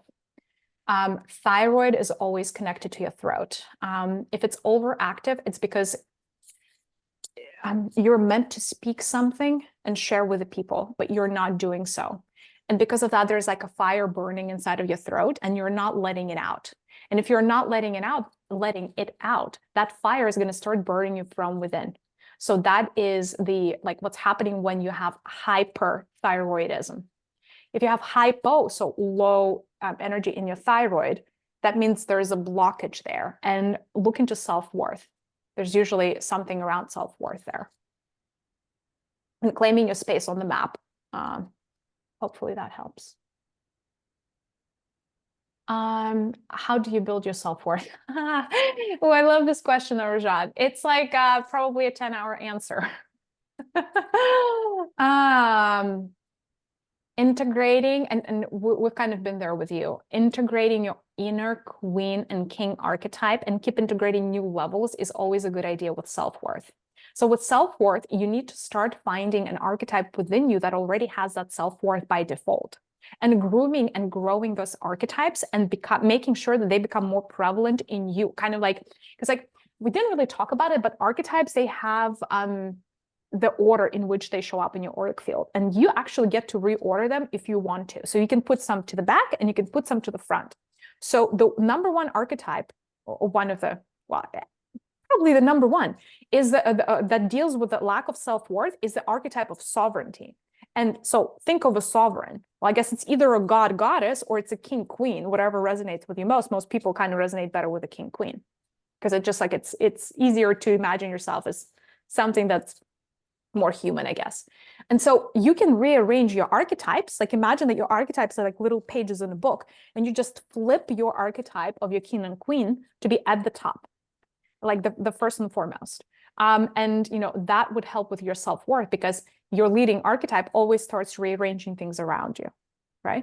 Now, of course, you need to make sure that your king and queen is not the shadow king and not the shadow queen, right? But meaning that your personal power dynamics are also worked up, because some people, they go into like some souls know it about themselves, that they can go into very weird power struggles. So they're like, you know what, let me establish like a very low self-worth for myself. So God forbid I ever become this raging, rampaging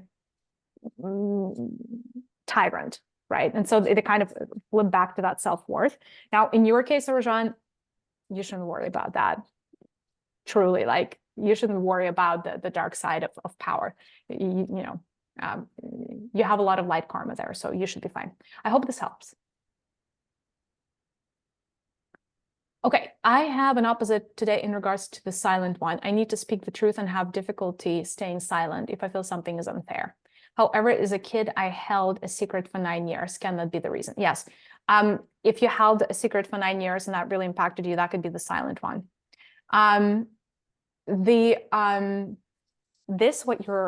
What you're pointing out, though, is that you need to speak the truth and have the difficulty to stay silent.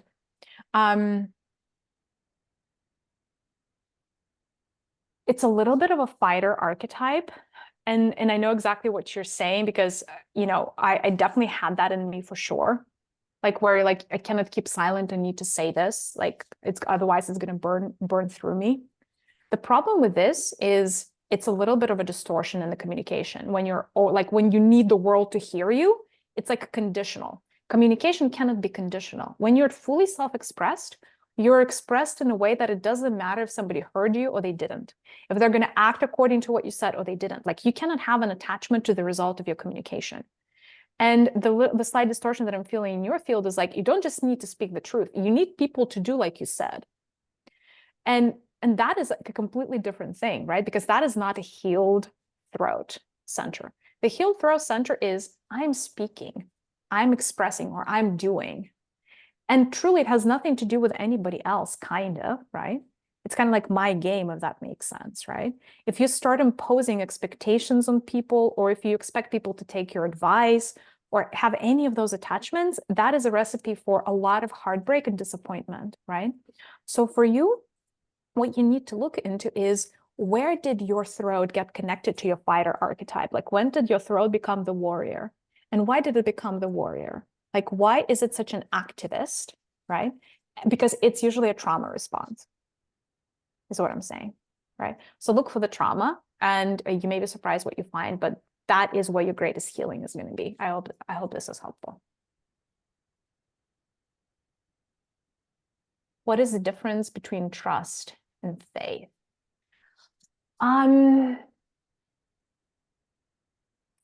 This one is a complicated one. I I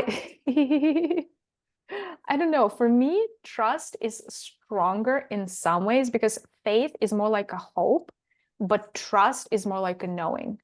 Trust is like a knowing that whoever you trust is going to be there for you. It's like a no doubt exists. And faith, the way we perceive faith, is like a hope almost. Now, of course, it depends on the strength of somebody's faith. And there are beings whose faith was just impeccable, and enough of them are in the Bible.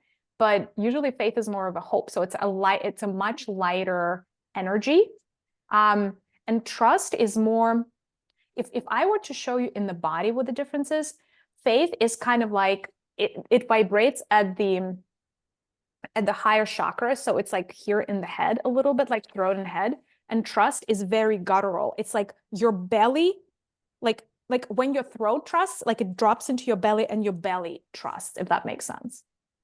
So like trust is very third dimensional in a sense that it's very material, like your body trust, like all of your body's trust, right? And faith is very cerebral and kind of in the higher chakras. I don't know if this makes sense.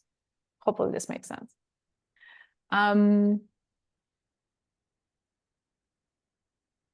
Okay, I think I'm going to skip this question just because it's asking which archetype to deal with first, and I think we've dealt with all 6. The answer, though, to the question is which archetype to deal with first is the one that you resonate with the most, because we did some light healing on these 6, but you may still be called to do some better than others. So like you may gravitate to the ones that you gravitate to, and so just go into the one where you have either the most resistance or the most attraction to, and that's usually where the biggest pearls of wisdom lie. From the explanations, it seemed that some blockages are bound to happen. How to regularly clean the throat chakra. North Star activation, the 4th practice that I gave you, it is really, really good. You can also place the blue flame into your throat chakra if you feel it's needed. Right, so just place the blue flame, and the blue flame is going to burn through anything and everything that's in your auric field and around the throat chakra. Hopefully that helps. How does ADHD play into this? The same as trauma. I don't feel motivated to do the things I want to do. I fight taking action, like self-sabotage. If you don't like taking action, it's because you haven't found the goal yet to get you excited enough. It's like with folks that are ADHD, their goals really need to be big for them to get excited. They don't get excited about small things usually because they get easily distracted from the mundane things because their brain can't even pay attention. So when you have ADHD, it's actually, funnily enough, a sign that you need to set really high goals for yourself and keep like raising that bar until you hit it. With like, oh, this is the thing I can get excited about. Okay. And all of a sudden, all of the things that you're mentioning here, like you don't feel motivated or you don't want taking action, all of them are going to disappear because that one goal, if it's big enough, that's going to excite you. And the reason you're not excited is because the goals are not big enough. They're not yours. They're too small. And your ADHD is kind of like a truth serum. It's like a truth teller. It's like your feedback mechanism of like, this is too small. Don't worry about that. Ooh, this doesn't matter. It's not like nothing is ever going to matter. It's just you haven't found it yet. And to find it, connecting through to that portal of North Star, Sirius, and Central Sun is really, really helpful.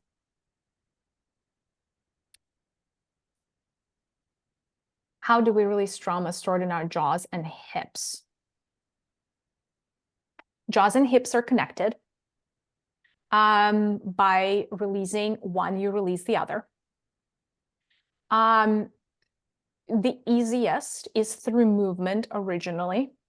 So through moving your body, circular motions, figure 8 motions. So literally moving your body.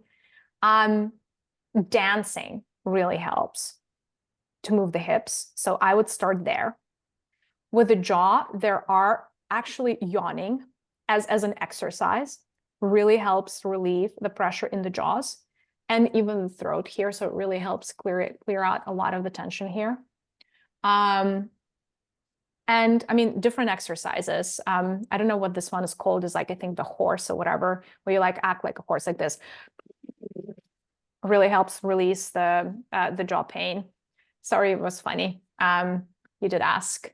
And I think, yeah, so there are exercises, but you can start probably with the hips and then the jaws are going to get released. Clenching, though, is also usually when you clench your jaws, there's a lot of expectations. Expectations that you have for yourself and expectations that you have from the world. So when you're like too tight like this, it's both a sign of like fight or flight and too high of an expectation. And you would notice that if you start releasing and inviting the energy of water and stop holding the universe by the throat saying, I expect you to do X for me, your jaws are going to relax. Because by having too many expectations and not being open enough, again, like it's like you have the universe in the chokehold. And so, of course, if the universe is in a chokehold, it's experiencing constriction. You're experiencing constriction. It's like holding yourself in a chokehold. Of course, your throat is going your jaws are going to hurt. So allowing the universe to do what it needs to do to get you to where, where you're trying to go. So practicing trust and trying to release expectations as much as possible. Like, don't have expectations. Yes, have plans, have goals, don't expect anything. That's kind of the cure for jaw pain as well. Do you know about the Draco technology being implanted in people before they get born to quiet them and stop them from being a powerful person on Earth? I've heard of it. I've had pain in my right-sided throat most of my life. All lab work is normal. When I do major energy work, and the pain will stop. But it came back just last night. Weird timing. There are many different technologies and many different blockers in, not just in the throat and not just from the, Draco civilization of the Draconians. In fact, they're not the worst, if I'm being completely honest. If you attracted this, right, it already means, I'm not saying like blame the victim again, that's not what I'm saying, right? But there's something in your auric field, right, that was like an open door for something like that to happen, right?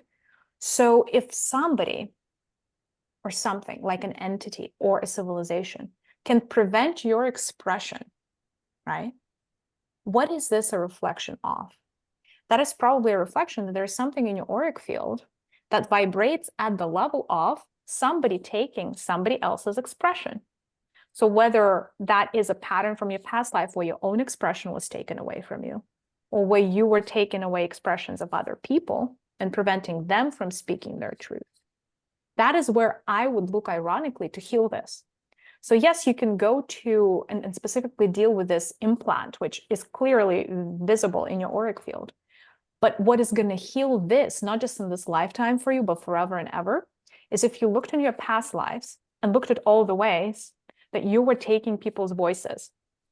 Specifically in you, there was some funny business around voting couple of, few past lives ago, where there was something about fudging the voting results, and that took away people's choices and people's voices.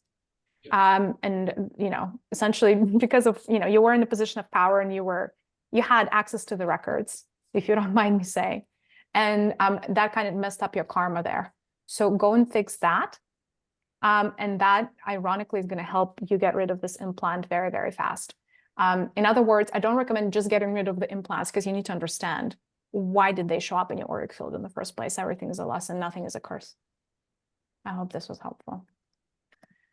How can one express their truth in a way that's safe in the context of cancel culture, speech suppression by government, the workplace? Yeah. This one is hard, Caitlin. But I will tell you that the true voice and the clean communication, it's like if you really cleared your vessel and you really cleared your communication, even if it ruffles feathers, that is not going to attract cancel culture. Because cancel culture leaches on to impurities and to distortions in people's auric fields. I personally myself don't love cancel culture. I think it's ridiculous. However, that is the healing mechanism, right? As unfair as I think it is. And I don't think it does wonders for free speech whatsoever. I think, in fact, it hurts us as a society. But it can only latch on to you or others if there is already a distortion in the throat. So the best way to, quote unquote, survive in the world of cancel culture is keep releasing the darkness, keep releasing the tension, keep releasing your own inauthenticity. So it's not the authenticity that's going to get you canceled. It's not the authenticity. It's the distortion in communication, if that makes sense, right? So the clearing of the chakra is always always the right place to start. Now, speech suppression in the workplace, that's a little bit different. I think that what you need to, the thing is, just because we have an open throat, right? Throat chakra, just because we're, here to fully express ourselves, it doesn't mean that we should be talking about everything, everywhere, and all at once, right?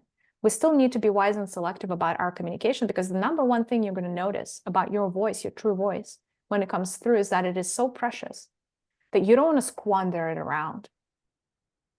And so because you're so precious with this resource, what ends up happening is you become selective with your communication. In other words, maybe, you know, the workplace is not a place to say certain things, right? You just have to tap into your higher wisdom and kind of like read what your higher self would do in some instances, right? Not every fight is your fight, right? So watch and follow the calling. And if it is a true calling, and if your chakra is activated, I wouldn't worry about cancel culture or like speech suppression or any of those. Okay, I had a total removal of thyroid 13 years ago. I've relocated the throat energy center into my vocal cords. Still, I don't feel my power fully back. I'm appreciating any advice on how to process this loss and the void creating in my body. Darling, you should rebuild your thyroid on an energetic level. It would look like a blue, and it has like 2 points. It has like two, gosh, what is, my words are failing me, 2 sides to it, right? Like the right side and the left side. Just rebuild it energetically. Have the black sun energies, central sun. Black sun is really the energies of the mother, is what it is, the divine mother. Just have her donate a little bit of the energy to rebuild your thyroid. And you don't need to live without it. Why would you want to live without it? I mean, physical thyroid is not the only version you have. So that's what I would do.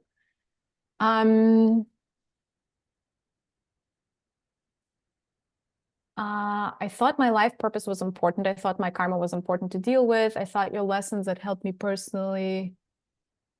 I thought your lessons that helped me personally, that the goodness you teach ended at me.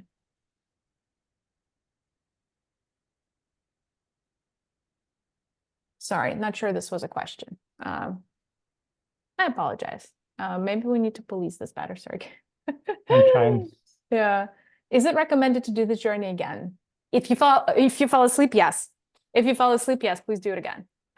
You know, but also don't make yourself wrong for falling asleep. If you fall asleep, it's because your guides wanted to do something specific to you, so to say, or work on you that was above and beyond what the group got. And that is completely fine. I still think it would be valuable for you to get what the group also got, but it's up to you. You know, maybe you already got what you needed. Would it be good to listen to the meditations while falling asleep in bed? Good, maybe. Not as effective as actually meditating, but yes, why not? Have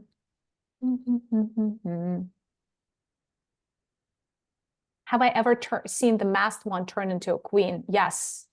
Yes, I love it. So you see, Anna, that you already are going through that. So like your queen is coming out to heal, and she's already showing herself as that sovereign archetype. So you're doing everything right.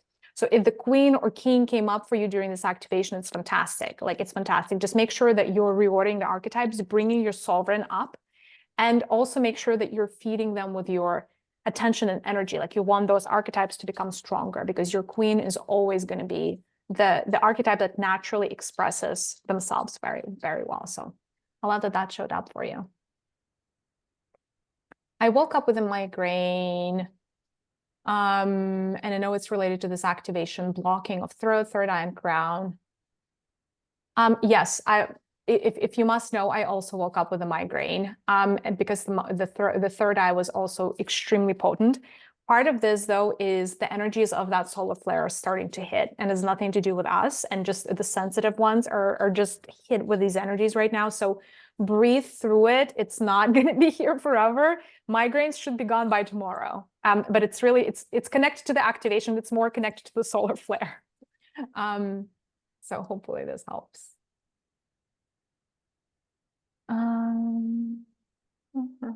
Yes, 1 second. We're going to get to you.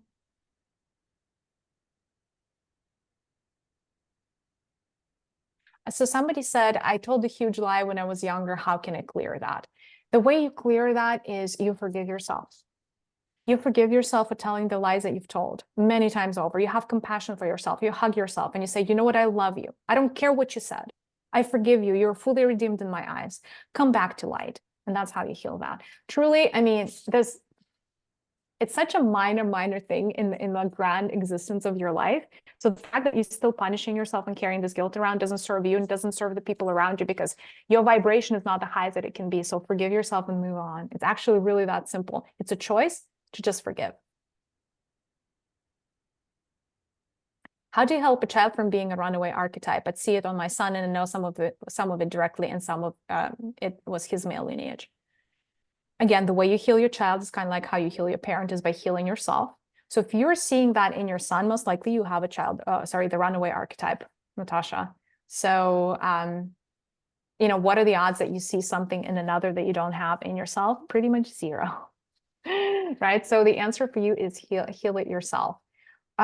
You cannot force somebody into healing the runaway archetype, because the runaway is really good at running. And they're really good at spotting when you're trying to pinpoint them and being like, what is it that you're running away from? They're not going to take very well to that at all. So I think that probably they're going to heal it when they're ready. Like your son is going to heal that when he's ready. Yeah. And just based on just reading his auric field, it's not his time yet. And in fact, right now, the runaway is serving him. So just allow him to be on his journey. He needs it. He needs the runaway for now. Will the activation help identify my purpose? Yes, to some degree, although this was not a purpose workshop, but yes, because it clears everything up, it removes the blockages, you should be able to, the information should start flowing a lot freer for you, Monica. What is this light language, and why did I feel it so intensely in my being? Okay, so this light language came to me, what, 6 months ago, 7 months ago, when I was in Greece, out of nowhere. I didn't try to activate it. It just showed up. And this language is from the beings that I call the mothers, but they're not the same thing as star mothers, or there's like no really name for them. And these mothers specifically told me that they're not yet currently working with anybody else right now on this planet. So I don't think you would have come across this same frequency. But these are formative feminine energies of the universe. So essentially, they told me that there were the original 13 mothers and the original 13 fathers. And the reason it's 13, it's actually 12 plus 1. So it's like Jesus and the 12 disciples. So they had these two circles, essentially, the feminine circle and the masculine circle that created the universe. And what I'm channeling is the female side of this, the 13 mothers. I'm meant to write a book about this. If you're curious, this is going to be in my Rose Codes book 3. I'm writing book 2 now. This is the one after, because the mothers are really coming through. And the reason you feel it so intensely is because they are very high frequency beings. They're like not the extraterrestrials. They're like above and beyond that. Like imagine at the level of the universe creation, like they've created many universes, and they're not quite the divine mother, but kind of the closest thing to the divine mother you can get in this more material world. And that's why they're potent, and like they're working on many levels, right? So they're working on your physical, they're working on your etheric, they're working on your emotional, they're working on your mental. And I fully don't understand how their magic works, but it's a very potent and layered communication. And every single word is like it has 20 layers. And so it really can penetrate your auric field and really get going and clear up things very, very quickly. So that's why you feel it so intensely. It's because you're meant to, and because these are very powerful beings. How do you know for sure if you have cleared all your vows of silence? If you were not able, the question that I would ask you if you were asking me live is, were you able to burn all of the little paper stacks, like the little scrolls? If something didn't burn, that means it wasn't removed. And that probably means because it's not meant to be removed, or something is preventing it. So that's how you know that you haven't cleared all of the ones. Sorry, I just got distracted by the chat, and just sending you guys hearts if you're commenting in the chat.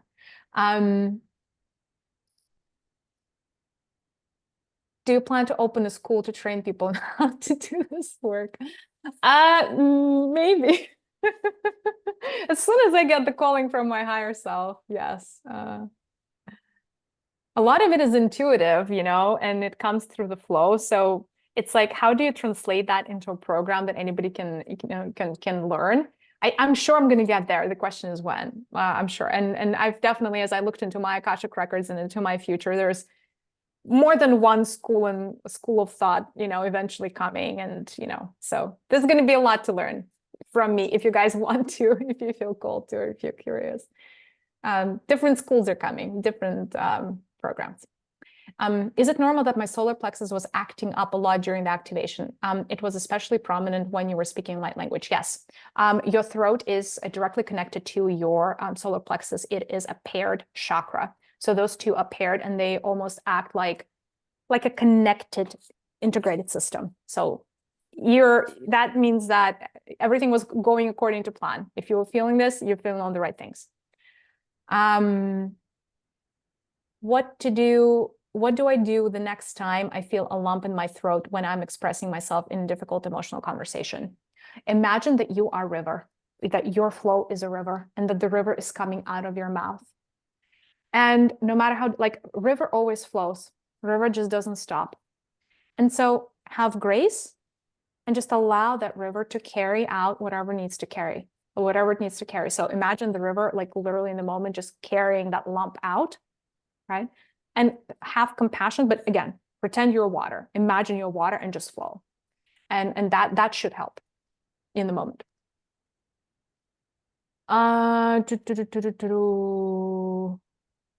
Will I be opening spots for one-on-one? Hard to say. Last time I opened the spots for one-on-one, I got so many requests. I could not possibly process them all. I still have hundreds that are just sitting there awaiting response. I felt really bad. I had to close them because I'm like, oh, these poor people feel like I'm rejecting them probably, and I'm not. And so it just, that was not a very successful exercise. If I ever do open them, I'll let you guys know. But for now, I'm in the state of, that was not a very successful endeavor. Yeah. Okay. Okay. Sanya says that this work was empowering. I'm working towards a better understanding of why my life experiences brother, mother, and father passing way too early in life, and I've had to heal through the loneliness and abandonment, which I feel has diminished my confidence in myself, not having the support structures. Well, in fact, I'll tell you the opposite is truth. The reason that your soul signed on for this experience, Sanya, is because it knew that you were capable, and it knew that you had what it took or what it takes to move through and still end up kind of on the other side, like a perfect snowflake. So this is a big testament to the strength of your spirit, is what I'm saying. And so don't look at, your past as a predicament. Look at it as an enabler. Your past is an enabler. And so the question you should be asking yourself is, what is it enabling you to do? What is it an enabler for, right? And move in that direction. What is it enabling? What is the universe calling you to do? What is the direction that it wants you to go? Because you don't just randomly align with this much death early on in life. It's always because you're meant for a bigger purpose. So just take that as a sign that you're meant for a bigger purpose, and move in that direction. I felt my wings come out, but shouldn't that be a part of this journey? Visually big rainbow color wings, as I became a part of, felt really huge. Couldn't stop crying. Oh, thank you for sharing. This is super cute. Your wings are your wings. They can come out whenever they want. Some wings are out all the time. Your wings are protective. Your wings are activating. So the fact that they wanted to come out for you means that it was a meaningful experience and that they were meant to be a part of it. For some people, spirit guides showed up. Some people, their dragons were very present. Some people, their higher selves, literally, were dropping in. For some people, their star family was dropping in, and for you, it's the wings. So it all depends on how your auric field works and who wanted to come through as a helper. But it's beautiful. I'm carrying a lie for 10 years. How should I release it? By telling the truth or by releasing the lie energetically? Deborah, unfortunately, I cannot tell you what is the right answer here. You're going to have to feel into your own guidance, the guidance of your heart, and the guidance of your higher self. So go up to the level of your higher self. I've made meditations around how to connect with your higher self. You're definitely meant to release it, at least energetically.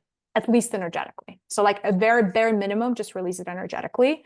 Yeah, because it's actually it's locking you up fairly significantly in the throat and in the heart. And it may, if you don't release it, may start creating physical symptoms in your body that you're not going to love. So yeah, it's time to let that go.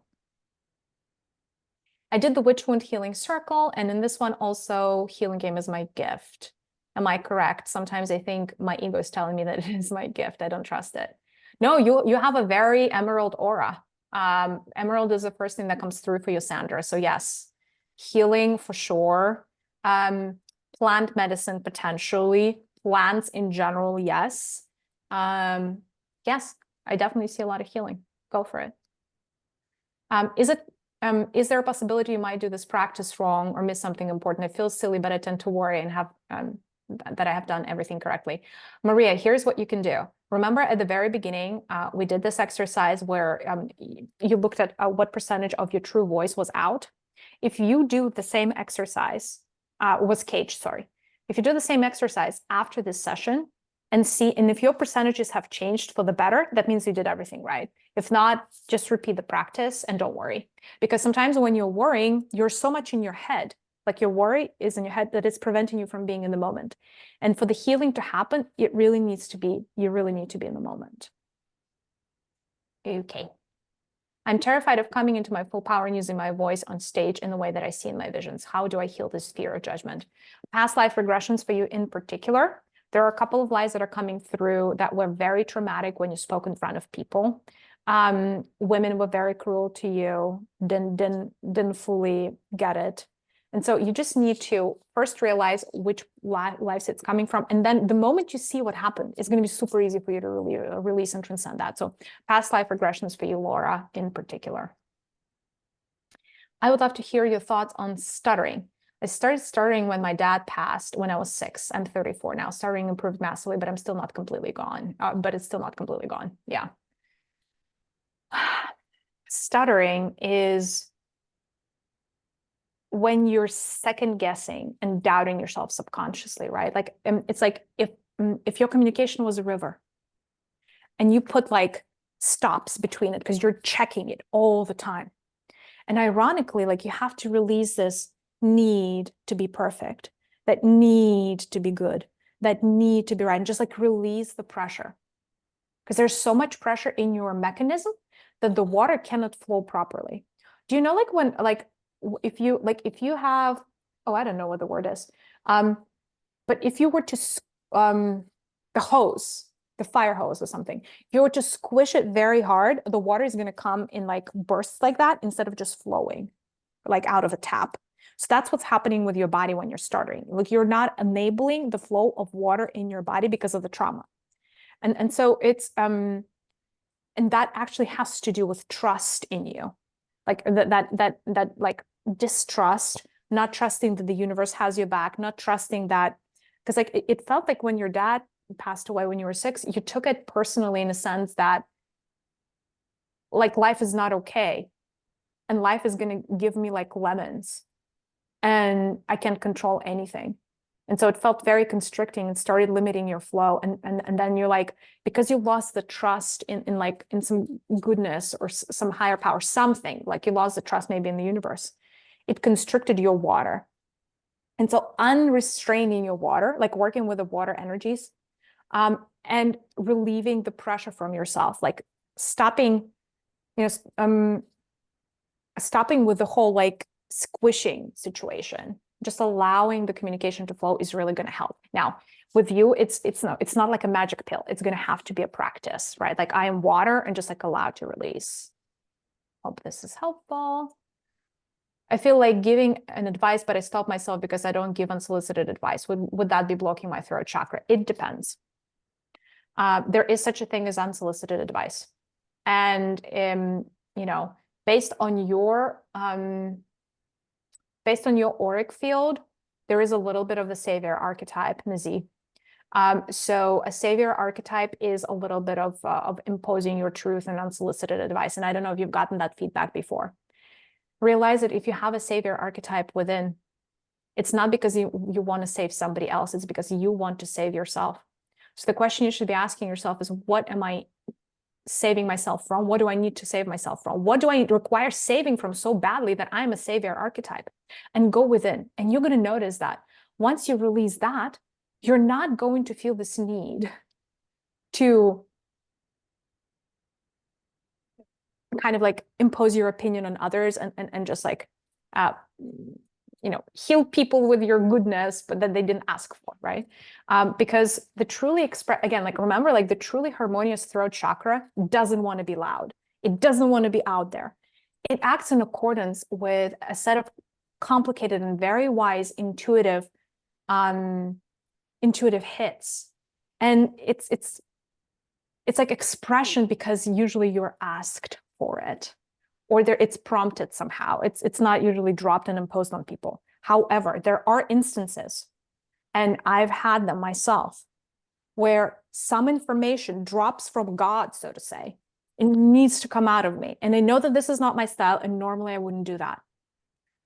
But when that happens, I lead with it and I go like, normally I wouldn't do this, but you need to do X, Y, or Z. And, how often does that happen? I don't know, once every 6 months, not that often. It does happen though. Okay, let's see what time we have. 4:13. Sergey, how much time do you think we have? I don't know, Mariya. It's up to you. I don't know how much I have, how much more I have in me. I'm gonna try to go for another 10 minutes, you guys, and then we're gonna have to stop. I saw a mix of line and myself, not just in this, but a couple of other meditations. I also feel a nudge to change my name. Would love what comes through for you. A lion, the energy of lions was very strong during this meditation, and today, like the lions were all over my etheric field. So I'm not surprised that you saw the lion, but the mix between the lion and yourself is a hybrid, and that's also one of the sovereignty archetypes. The lion is a very sovereign archetype. It's the king of the jungle. So that's your sovereign trying to come through. And if you have the nudge to change your name, it's probably because you're meant to. Now, of course, you have to be careful changing your name. You're changing a frequency, you're changing energy, right? So just be very deliberate about it and very intuitive as well. So meditate on it. Make sure it feels good in every single of your chakras. If that new name doesn't agree with any one of your chakras, or that just feels like it constricts one of your chakras, don't take it. It's the wrong one for you. Cornelia asked, how can I know what I'm meant to do in this life? I see you as this angel of compassion.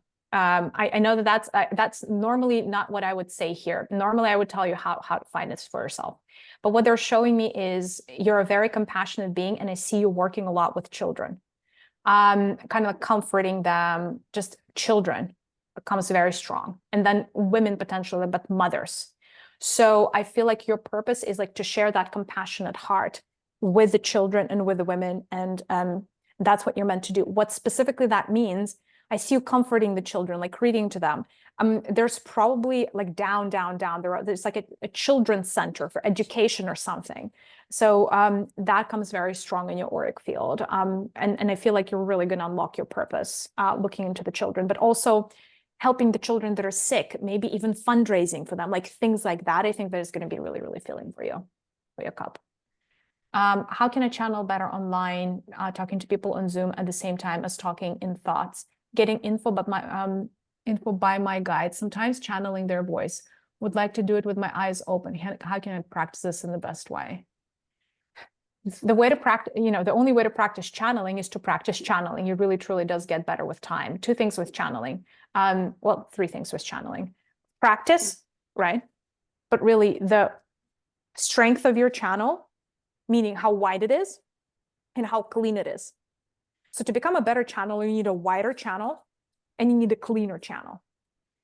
How do you make your channel wider? You build it up in meditation. You just increase the capacity, like we were increasing the size of our throat chakra, 10x, 100x, Cleanliness of the channel, many things, not so easy. Removing parasites energetically and otherwise. Changing your diet, unfortunately, raising your vibration, watch what you consume, what you listen to, what you hear. Like all of this is the cleanliness of the channel, unfortunately. The cleaner your physical body is, the cleaner your energy body is, the cleaner you are. Fasting helps a lot. Ascesis helps a lot. Perhaps these are not the things that you want to hear, but this is unfortunately what it takes to keep a clear channel. I'll give you an example. I have to fast every Friday these days, because I'm writing a book that requires fasting. The reason being is I need to be a channel for very high dimensional, high frequency information.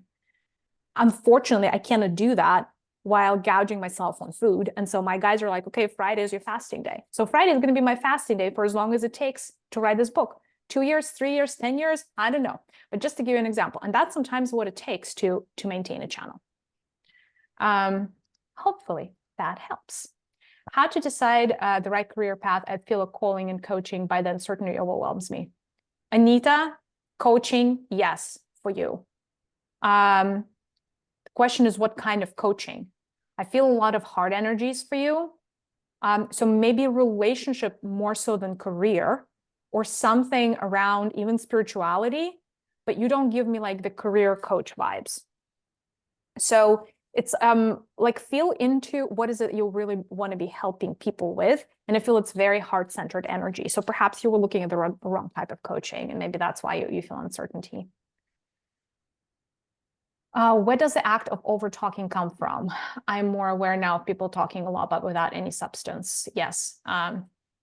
Over-talking is, it could be a wounded child that was never heard. And that one of the things, like one of their parents was not like refusing to hear them or suppressing them. That could be somebody who's an over-talker. It could be somebody who is actually with, it could be somebody who is trying to run away from themselves, actually. And so, they need to hear, like they need to create this activity. Something always needs to be talking, or someone always needs to be talking. They need to fill up the silence, because silence gets them thinking, and they really, really don't like it. But over talking and overactive throat center is a wounded throat center. So that is always a sign of wounding, right? Something that's not essentially, usually some type of form of reaction to not being heard, or not being heard by the right person. And so this one person didn't hear you, and you're kind of like, now the rest of the world will. Hopefully that helps. Is there a way to know the best place where you should live? If you feel a lot of suppression from the culture you're surrounded by, and feel this is part of the reason why your throat chakra is not being able to grow, to grow.